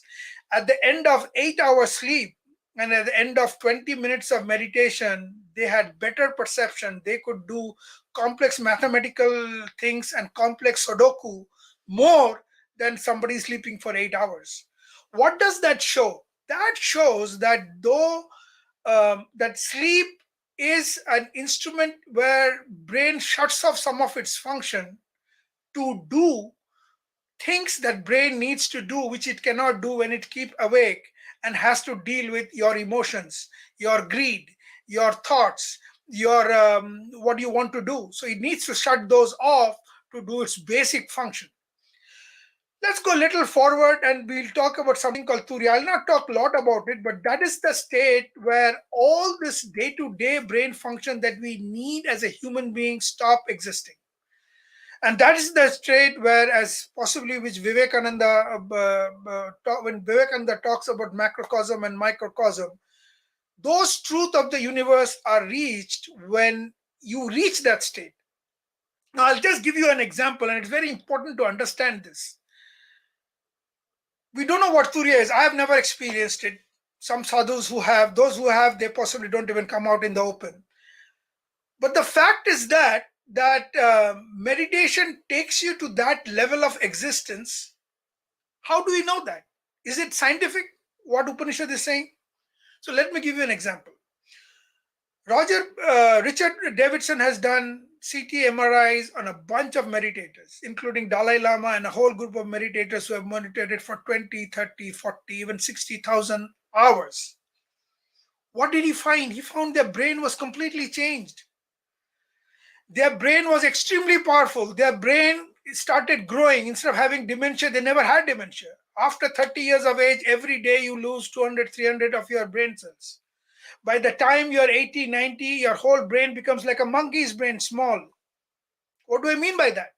So from your 10 years of age, every 10 years, if I do CT scan of your brain, by the time you're 60, 70, 80, you will find this huge brain that you have will become so small, almost like a monkey's brain. And that's why at the age of 80, there are 35% of the population in the Western world live in nursing homes because they don't know who they are. They know who their son is. They don't even know their name. So they're in severe dementia. But practice of meditation completely changes this. You can grow your brain. You can decrease your aging. In fact, there's a new concept called biological and chronological aging. So chronologically, you may be 90 years old. Biologically, you're only 70 years old. That's why you find 90 years old sadhus in Himalayas walking up faster than you and me, who are just 50 years old. So the physical body also decreases in aging. So imagine if somebody with 50, 60, 70,000 hours of meditation can do this. What is the brain that somebody like Ramakrishna or Vivekananda could have achieved, who could have gone into samadhi in seconds? We don't know. But we can imagine if I have passed class 7 and 8, or I have passed MSc now, I know what is taught in class 7. So we have just reached class 7. If in class 7, this is what it could be achieved, imagine what these great masters would have achieved. So going back into consciousness, I want to bring out some of the important things that is very important to understand. And one of this is that, as I talked about the different waves, most of the meditators have been found to have something called gamma, which is an extremely slow waves. But these waves are found in meditators even when they are normal, not when they're only meditating. What does that mean? That means meditation is making permanent changes in your brain. What else does that mean? These studies have shown that these people, as I said, their perception of reality changes. Exactly as Vivekananda was saying, when he got up from meditation, he wrote the note. In his note, he wrote that I found that the whole universe is one.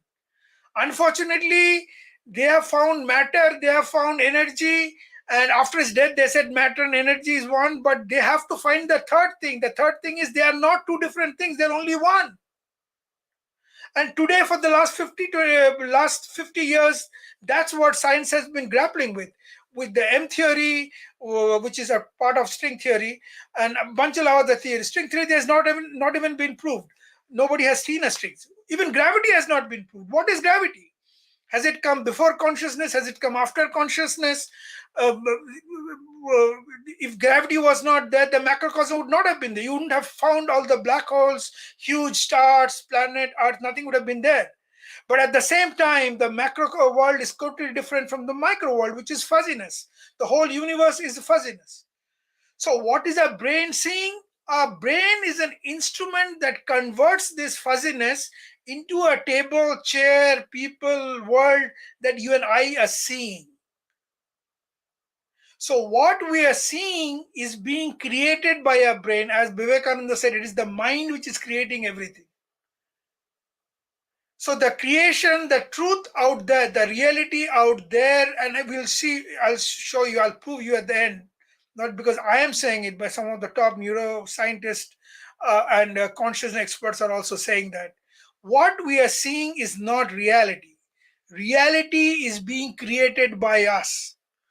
And that's why, based on what Vivekananda said, the mind is creating. John Archibald Wheeler actually had once said, there is nothing called reality. Reality only exists because there's an observer. Because you and I are observing it, that's why reality is coming. So consciousness is coming because there's an observer. Consciousness is inherent in the creation. Consciousness is part of Advaita. Consciousness comes with the absolute. Our brain is an instrument created to understand that consciousness for your and my living. I create a consciousness for my living. You create a consciousness for your living. But it is now true that we have clinical evidence that consciousness persists outside the brain. So that kills all the neurobiologists who have been writing books after books, pages after pages, that brain creates consciousness. Why? Because this experiment in nature clearly shows that people in cardiac arrest who had no brain function, who had no heart function, could actually write down point to point what happened with their physical body when they were shocked. That thing is called a near-death experience because they were actually dead. Physiologically, based on modern medicine, based on modern neurology, based on modern cardiovascular science, they were nothing else but dead. Their heart was a straight line, their brain was a straight line, but they could say everything. What the surgeon was saying, what the cardiologist was saying, what the nurses were saying. We have patients who are dying every day, and we do resuscitation of these patients. And some of these patients come back and tell you exactly what happened when you know they were dead. They were not dead for a few seconds, so that you might say, oh, maybe you did a mistake. No, they were really not dead. They were dead for minutes, 15 minutes, 20 minutes, 40 minutes, and then they recovered. And there is not 1, 2, 3 reports of this. There are many, there are books on this. And we don't know the phenomena, but we do know, thanks to the fight that all the neurobiologists who thinks consciousness comes from the brain, that wherever consciousness comes from, brain is just an instrument to interpret it. Consciousness doesn't come only from our brain. Now, everything in this universe is conscious, as Vivekananda said, when he exposed the idea of Advaita and conscious to the world. Even a tree is conscious. So you think, how can a tree be conscious? It's lying there. You go and cut it. You go and slash one of its branches. They will not feel pain. That's not true. In the 1970s, they did a landmark research, and this is the book. Please feel to read the book. This book has all scientific research. Not one is a fantasy or a spiritual or a religious nonsense talked by people. All of the research given here are by scientists. So giraffe, they eat the acacia leaf because they are large, big leaves. They love eating it. So when they start eating it, it pains the trees. So what does the tree do? It just sits because it has no consciousness. No. Read this book. See the experiments. The acacias then start releasing ethylene dioxide, which is a toxic chemical which changes the taste of the leaf. How did the scientists come to know? They found that these giraffes go and eat a set of acacias for a few days. And then they stop eating and they go to a different set of trees, even though the trees are still there. Why would I, if my food is with me here, why would I go to another set of trees 100 yards apart and start eating those instead of finishing what is already there? There's a whole forest in front of me. That is because these trees, and we don't know how they communicate, they release this toxic chemical so that the change in taste occurs in the leaves, forcing the giraffe to go far away and try those leaves till those plants, obviously the consciousness in plant is much slower. Their speed of sending information is much slower. But don't think they are dumb organisms. Every leaf that creates chlorophyll uses quantum physics. Every leaf. So that grass on which you walk and you think this stupid grass may be more intelligent than you and me. The problem is we haven't understood consciousness. We take everything at our level.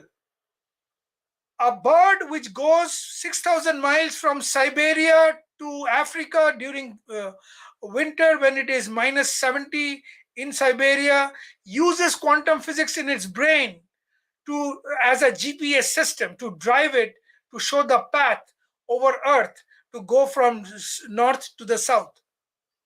Just a small bird. So imagine the power of the universe. So the problem is we take everything as our standard. So if something doesn't look like what we do, they are dumb, they don't have consciousness. And unfortunately, this is what science, especially biology, has been following. Thankfully, physics has changed in the last 70 to 100 years with phenomena like quantum entangle, and there are a lot of other things which are even more weird. Like, can you deduce your future? Some experiments in quantum physics says yes, maybe the future is determined. But I'm not going to go into those controversies. But the point that I wanted to make here is very clear. So does that mean a rock is conscious? Obviously not. But take a carbon atom in the rock and take a carbon atom in your hand. What is the difference? Nothing. The carbon atom in your hand with its electron proton is looks as conscious as the carbon atom in that rock. One electron, as you saw quantum entanglement, one electron in your skin, you may not know, knows what another entangled electron in the sun is doing. One electron in this rock, which is obviously not as conscious as you think you and I are, knows what another one is in the sun doing. What do I mean by that? By that, do I mean that, am I stupid enough to mean that this rock is conscious? Absolutely not. What I mean is, at the basic level, there is consciousness. So the photons are also possibly conscious. That doesn't mean I'm saying that the photons are intelligent.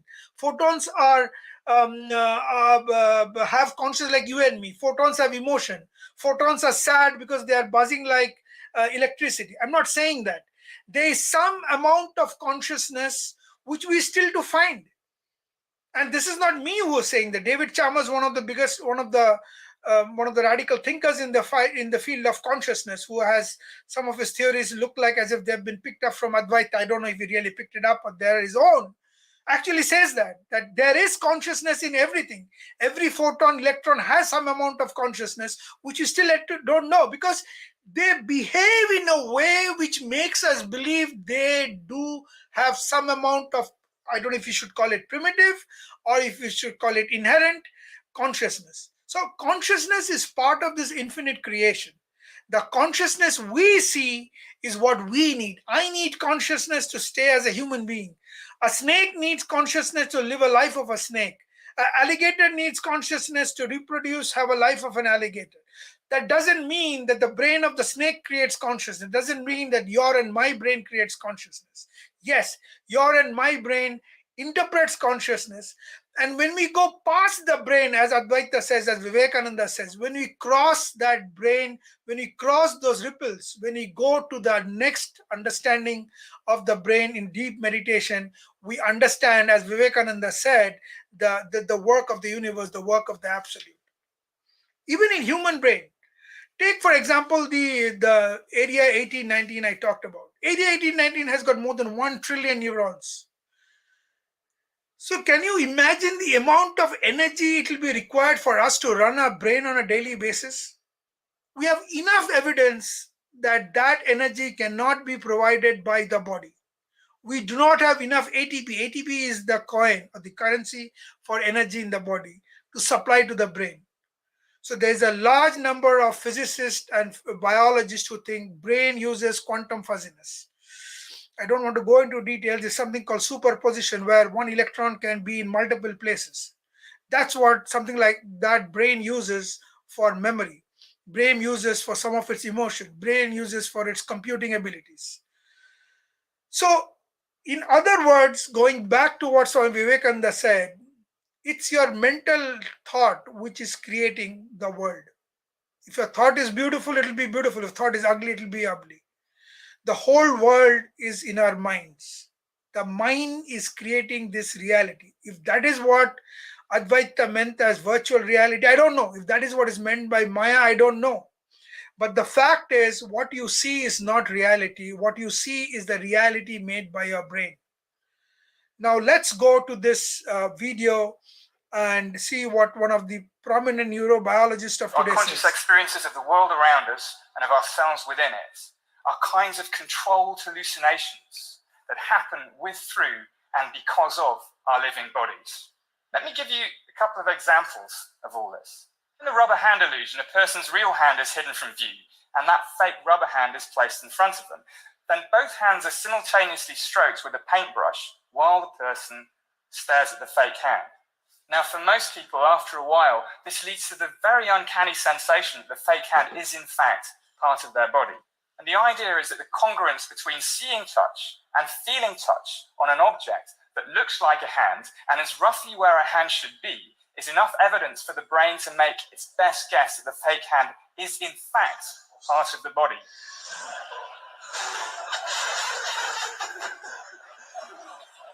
Here's one more example, which shows just how quickly the brain can use new predictions to change what we consciously experience. Have a listen to this. Now listen to this. I think Brexit is a really terrible idea. Now listen to the first sound again. I'm just going to replay it. Yeah? So you can now hear words there. Once more for luck.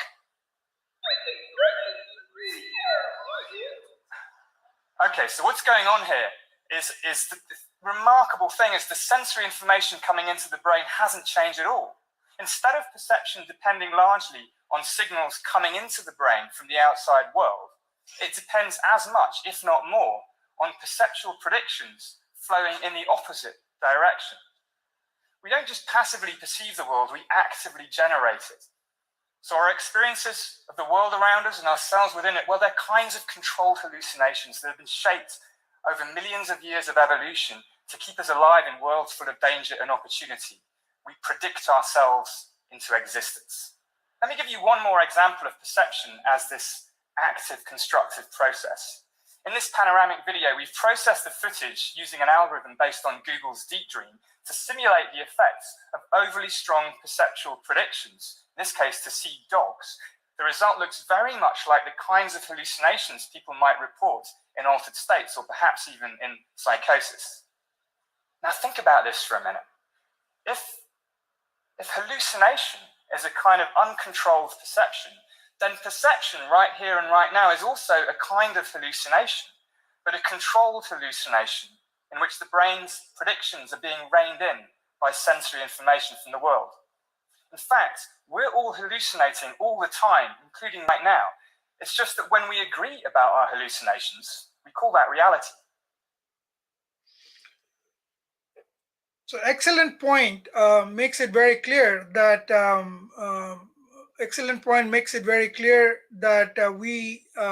what we are actually seeing is hallucinations. But when we hallucinate in a controlled fashion, that's exactly what we do, because the reality is the quantum form, the singularity that Vivekananda talked about. But the reality we see is a created reality. So the brain doesn't create consciousness. Brain rather is an instrument that makes sense of this reality, actual reality that Advaita talks about, and creates what the world that we see. I think I'll stop for that now, and I'll hand over to Dr. Nagendra for any questions. Yeah. Yes, Thank you.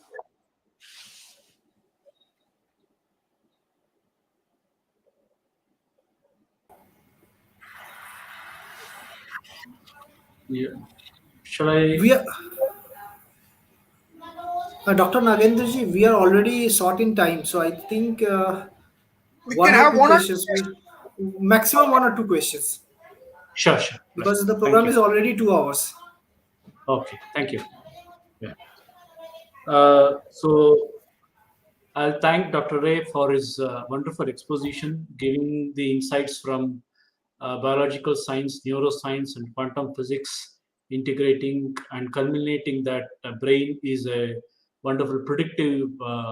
It has a very good predictive capacity, and probably that is an instrument through which the consciousness expresses itself, where probably the emerging evidences and the Vedantic ideas probably in due course of time they come on the same platform.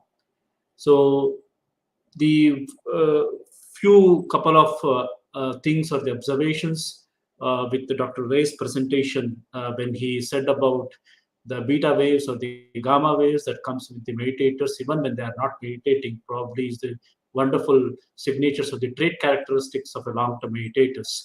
And even we have also observed the trait characteristic of the long-term meditators is to retain the slow wave sleep, otherwise which it attenuates with aging. So when the meditators can retain the slow wave sleep even in their old age, right, that brings a lot of insight into phenomenological aspects, of meditators, the experience. So with this, when which I want to integrate two questions into one, Dr. Ray, for you, or maybe all the three into one, probably. So you talked about the quantum fuzziness in the brain, that happen, but the emerging so many evidences, that is coming now, and also we know that this emotion plays a very important role, right? It can be for a healthy well-being, or it can be including for the cardiovascular conditions, and also for the day-to-day experience, and also for the in our pursuit towards the mystical experiences.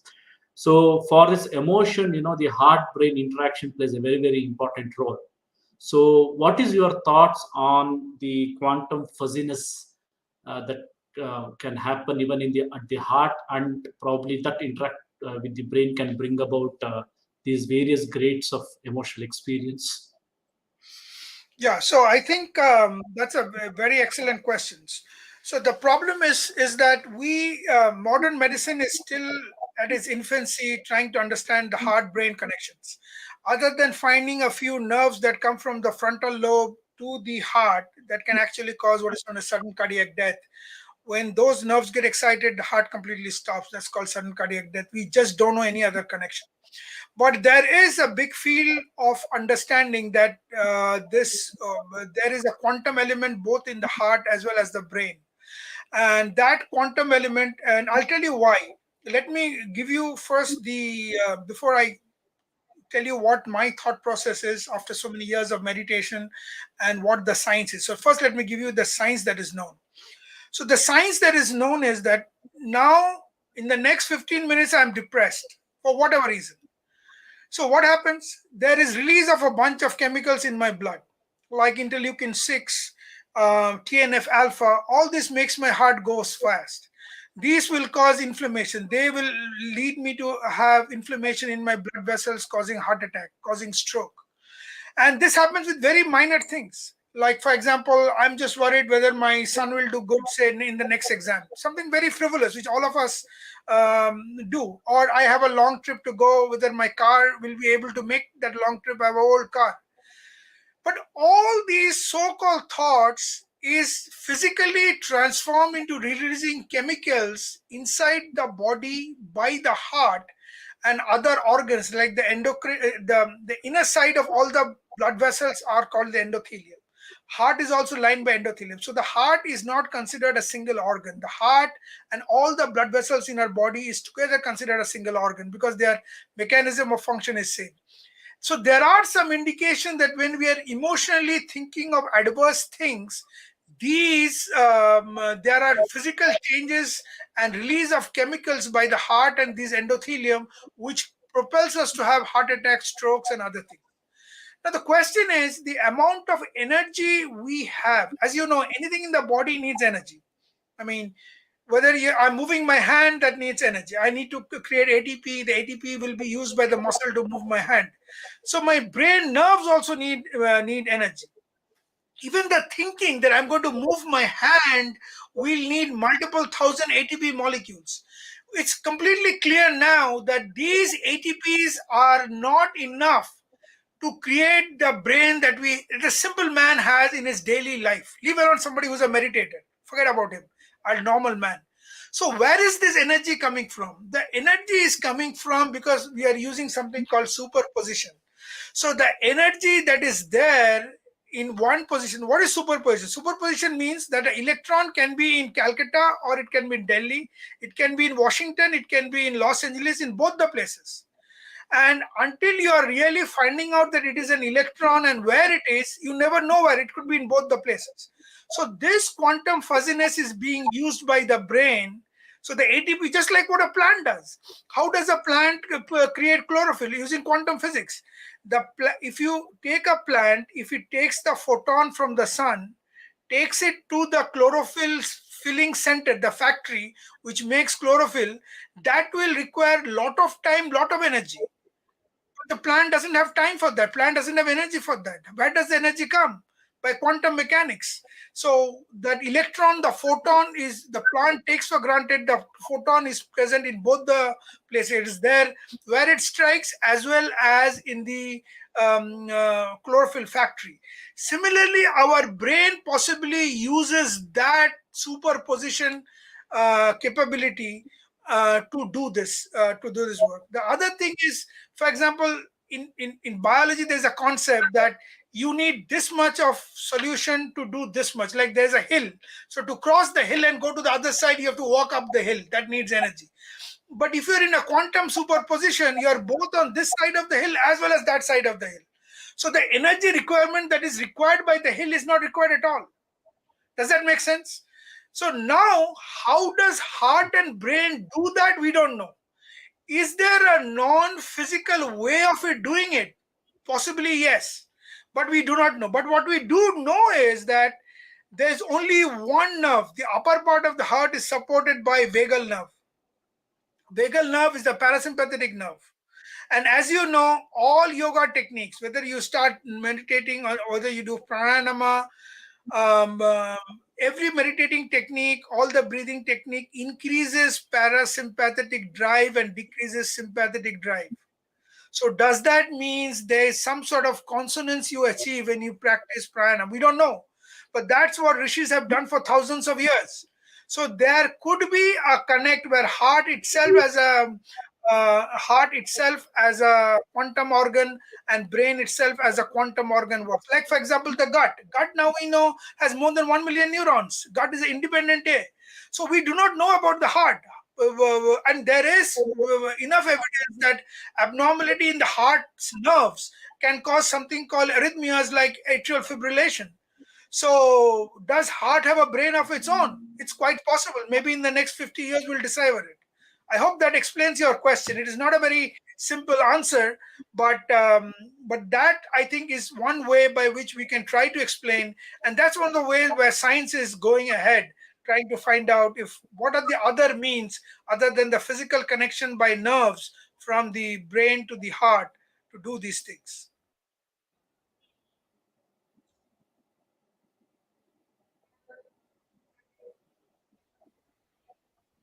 Hello.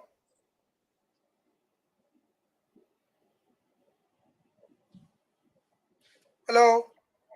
Hello, Ravindranji, can you hear me? am I audible? Yeah, go ahead. Yeah, you're audible. So your voice is breaking. Am I audible?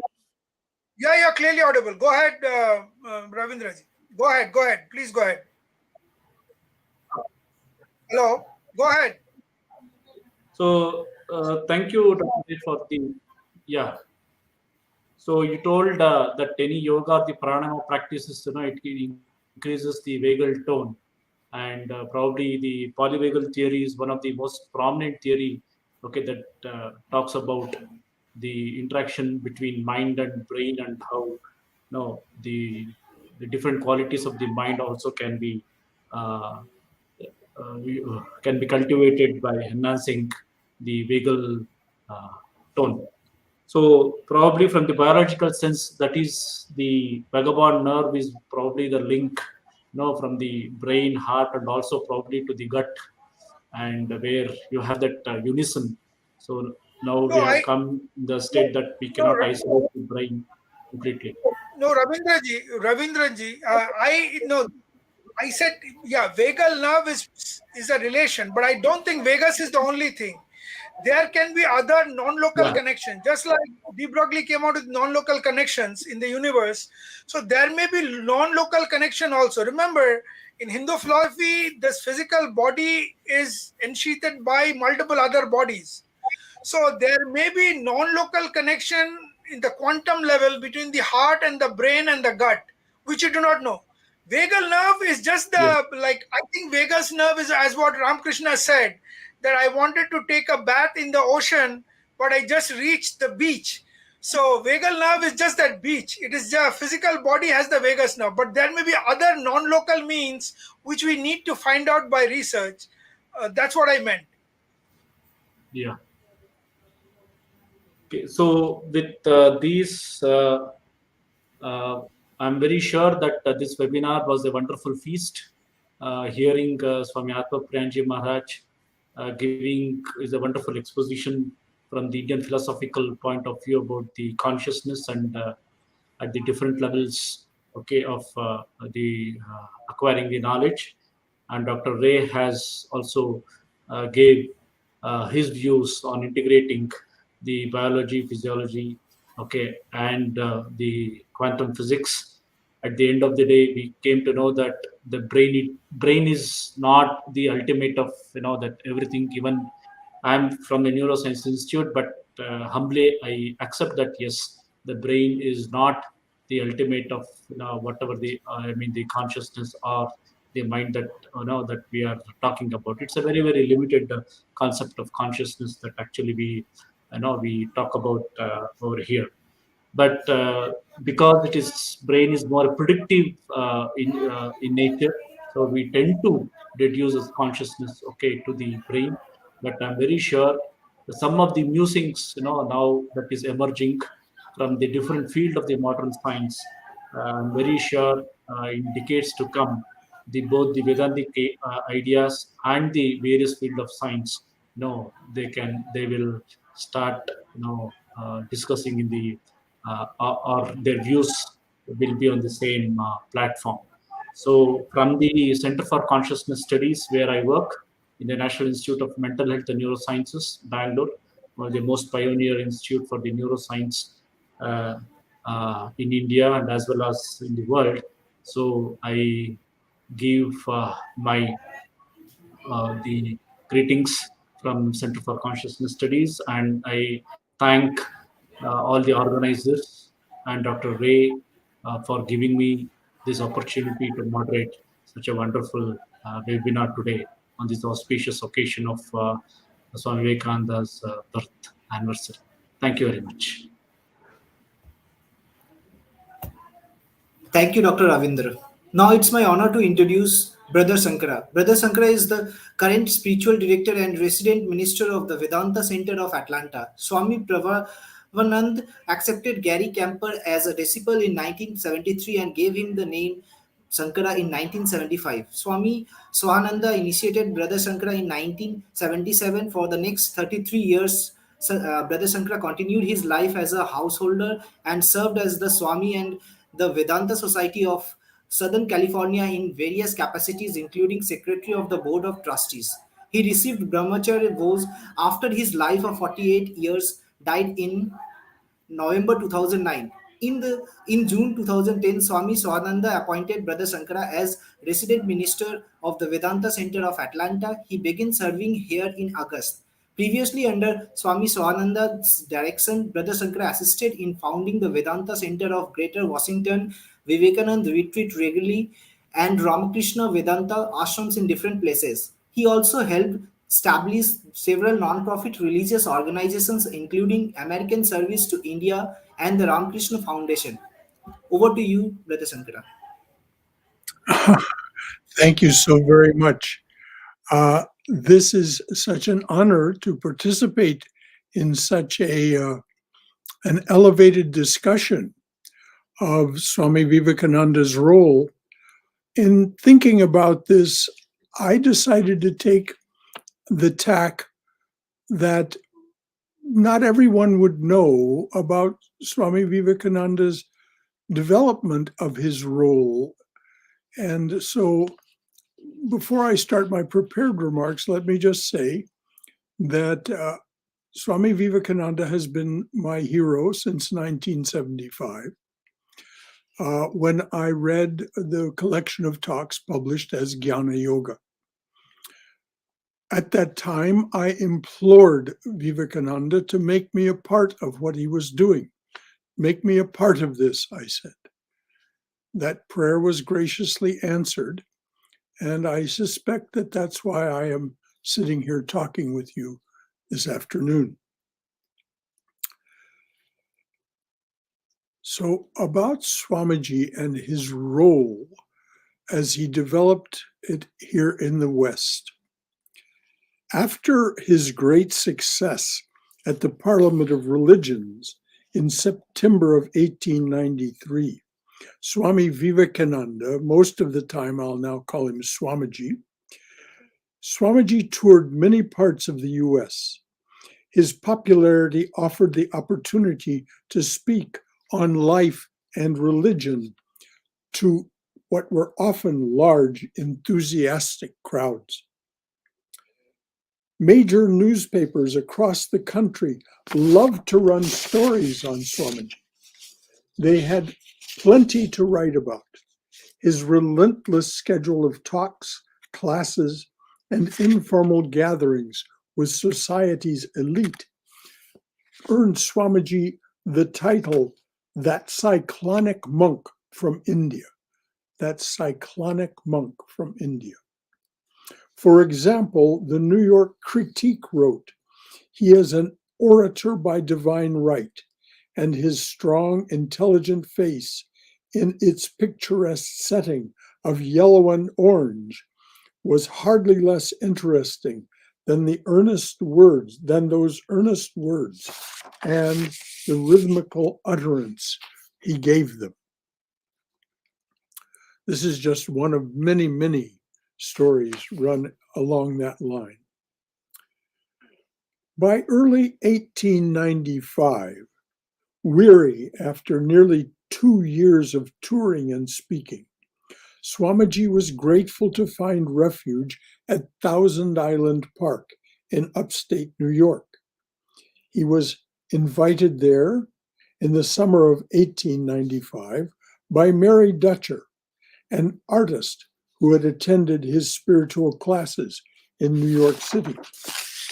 The park was a place that encouraged the exchange of ideas. Residents had created a setting that was friendly to contemplation and meditation.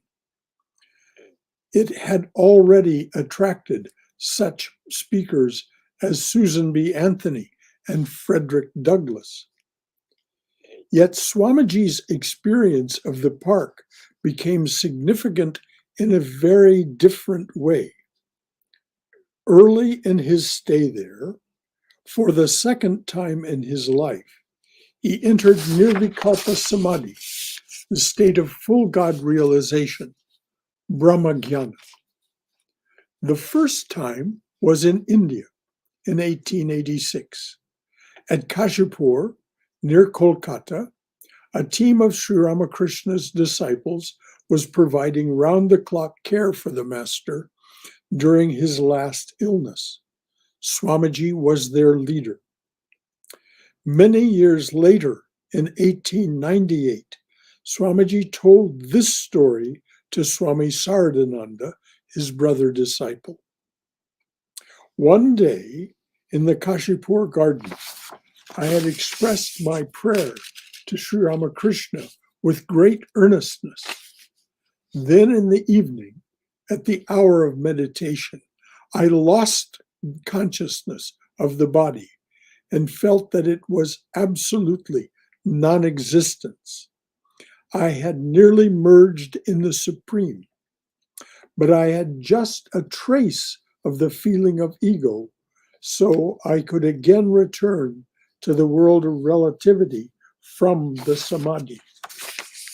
After that experience, when after trying repeatedly, I failed to bring it back, I failed to bring back the state of samadhi.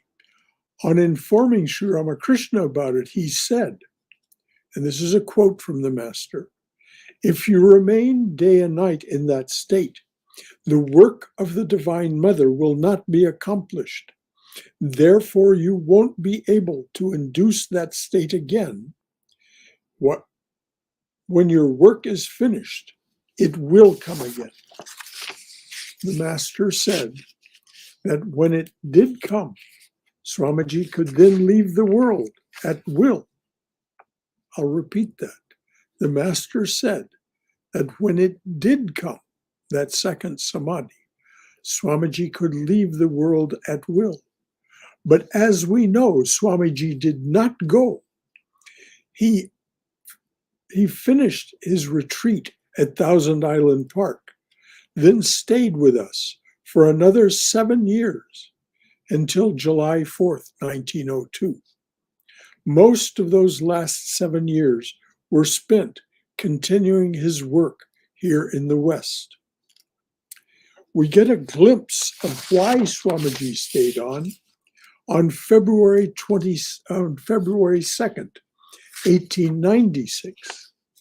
As a guest of the Brooklyn Ethical Association, Swamiji gave his lecture, The Atman. Toward the end of this talk, Swamiji paraphrases the Upanishads, saying, "He who in this world of many sees that one, he who in this mass of insentiency sees that one sentient being, he who in this world of shadows catches that reality, unto him belongs eternal peace, none else, unto none else, unto none else." Then during the question and answer period, a reporter remarked that Hinduism was not thought of as a proselytizing religion. Swamiji gave it a moment's thought and then replied, "I have a message to the West, as Buddha had a message to the East." And as we know, that message makes up most of the 9 volumes published as Swami Vivekananda's complete works. Swami Yogeshananda, the founder of this Atlanta Center, wrote, "Swamiji fell in love with America. He said it was where his heart was, and he loved the Yankee land, as he called it. He said he liked to see new things, not the old ruins of Europe. He felt that America was the place, the people, and there was the place of opportunity for everything. He may have upset some people in London when he said, the American civilization is, in my opinion, a very great one. I find the American mind peculiarly susceptible to new ideas. Nothing is rejected because it is new. It is examined on its own merits." He told people in Calcutta, Kolkata now, America is where, more than anywhere else, the feeling of brotherhood has been developed. An American meets you for 5 minutes on board a train, and you are his friend. And the next moment, he invites you to be a guest at his house and opens his whole home to you. He said of American women, their kindness to me would take years to tell. They are the life and soul of this country, he said. I could never repay my debt of gratitude to them.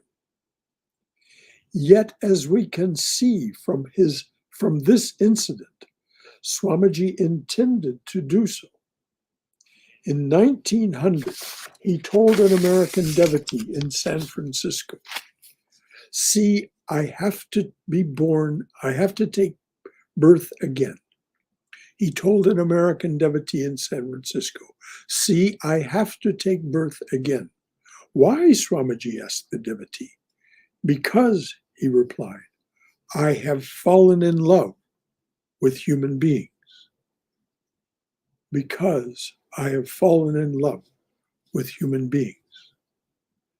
Swamiji's immense contributions to the intellectual and spiritual thought currents of this nation have not gone unnoticed. For example, during the celebration of America's bicentennial in 1976, Swami Vivekananda was honored by the Smithsonian Institution in Washington, D.C. They published a book titled Abroad in America, which recognized him as one of the visitors from abroad during the nation's first 200 years who made a significant impact on our spiritual development. And then, of course, in 2013, during the celebration of the 150th anniversary of Swami Vivekananda's birth,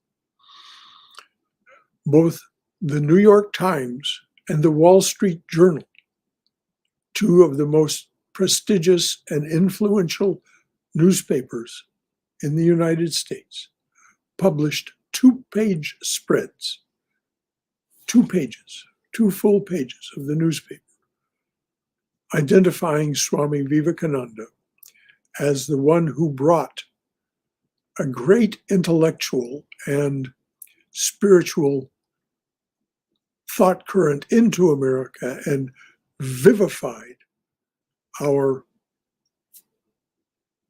sense of ourselves and of the possibilities. And just one other incident. When he was in Pasadena in 1899 and 1900, he encountered the Throop family, Throop, Throop family. They had something called the Throop Scientific Institute. Swamiji extravagantly encouraged them and said, "You must go forward with this." And as a, you could say, direct or indirect result of Swamiji's influence on the Throop family, they helped found the California Institute of Technology. Some of you may know that that is where the great quantum physicist, Dr. Richard Feynman, taught and spent the really productive years of his professorial life. So with that, I'll close saying that Swamiji remains a hero to many, many of us and well deserves all of our heartfelt devotion and intellectual appreciation. Oma Satoma Satkamaya, Tamasoma Jyotirgamaya, Mrityorma Amrutangamaya, Abir Moiti. O dearly beloved, lead us from this realm of relentless noise and delusion to thine abode of serenity, silence. Lead us from darkness and ignorance to the brilliance of our deep benefit. Lead us from death through and through, light us through and through with thy everlasting shining presence. Om Hari Om Tat Sat. Thanks a lot, Brother Sankara, for such a wonderful speech. Now I would like to invite Mr. Ritesh Verma, IT head in American Academy of Yoga and Meditation, to give the vote of thanks on behalf of the organizing team. Ritesh ji, you are on mute. Kindly unmute yourself. Hi, ladies and gentlemen. It's a very good morning to all Indians, and good morning to all Americans, and good evening to all Indian families and all. It's given me immense pleasure to vote of thanks for this event to all dignitaries assembled here. I would like to thank our eminent speaker, Swami Atmipenanda ji and Brother Shankaracharya ji for this inaugural inspirational thoughts which we have provided during this long. Even though this session was planned for 1.5 hours, but it went more than 2 hours almost. So I'd like to thank once again to our beloved chairman, Dr. Indranil Basuji, and AI members, and last not the least, which all that audience which we are for the last 2.5 hours they are watching. Once again, thanks to everyone. I would like to thank all our speakers for this informative webinar today. We hope to see you again. As for our viewers, if you haven't watched our complete webinar, you don't need to worry. We have got it for you. Watch it on our Facebook or YouTube channels. Thank you for joining us. Please feel free to write to us on the email or contact number provided on the screen. To know more about our webinars and activities, log on to our website www.aaymonline.org. Keep watching us. Thank you. Namaskar.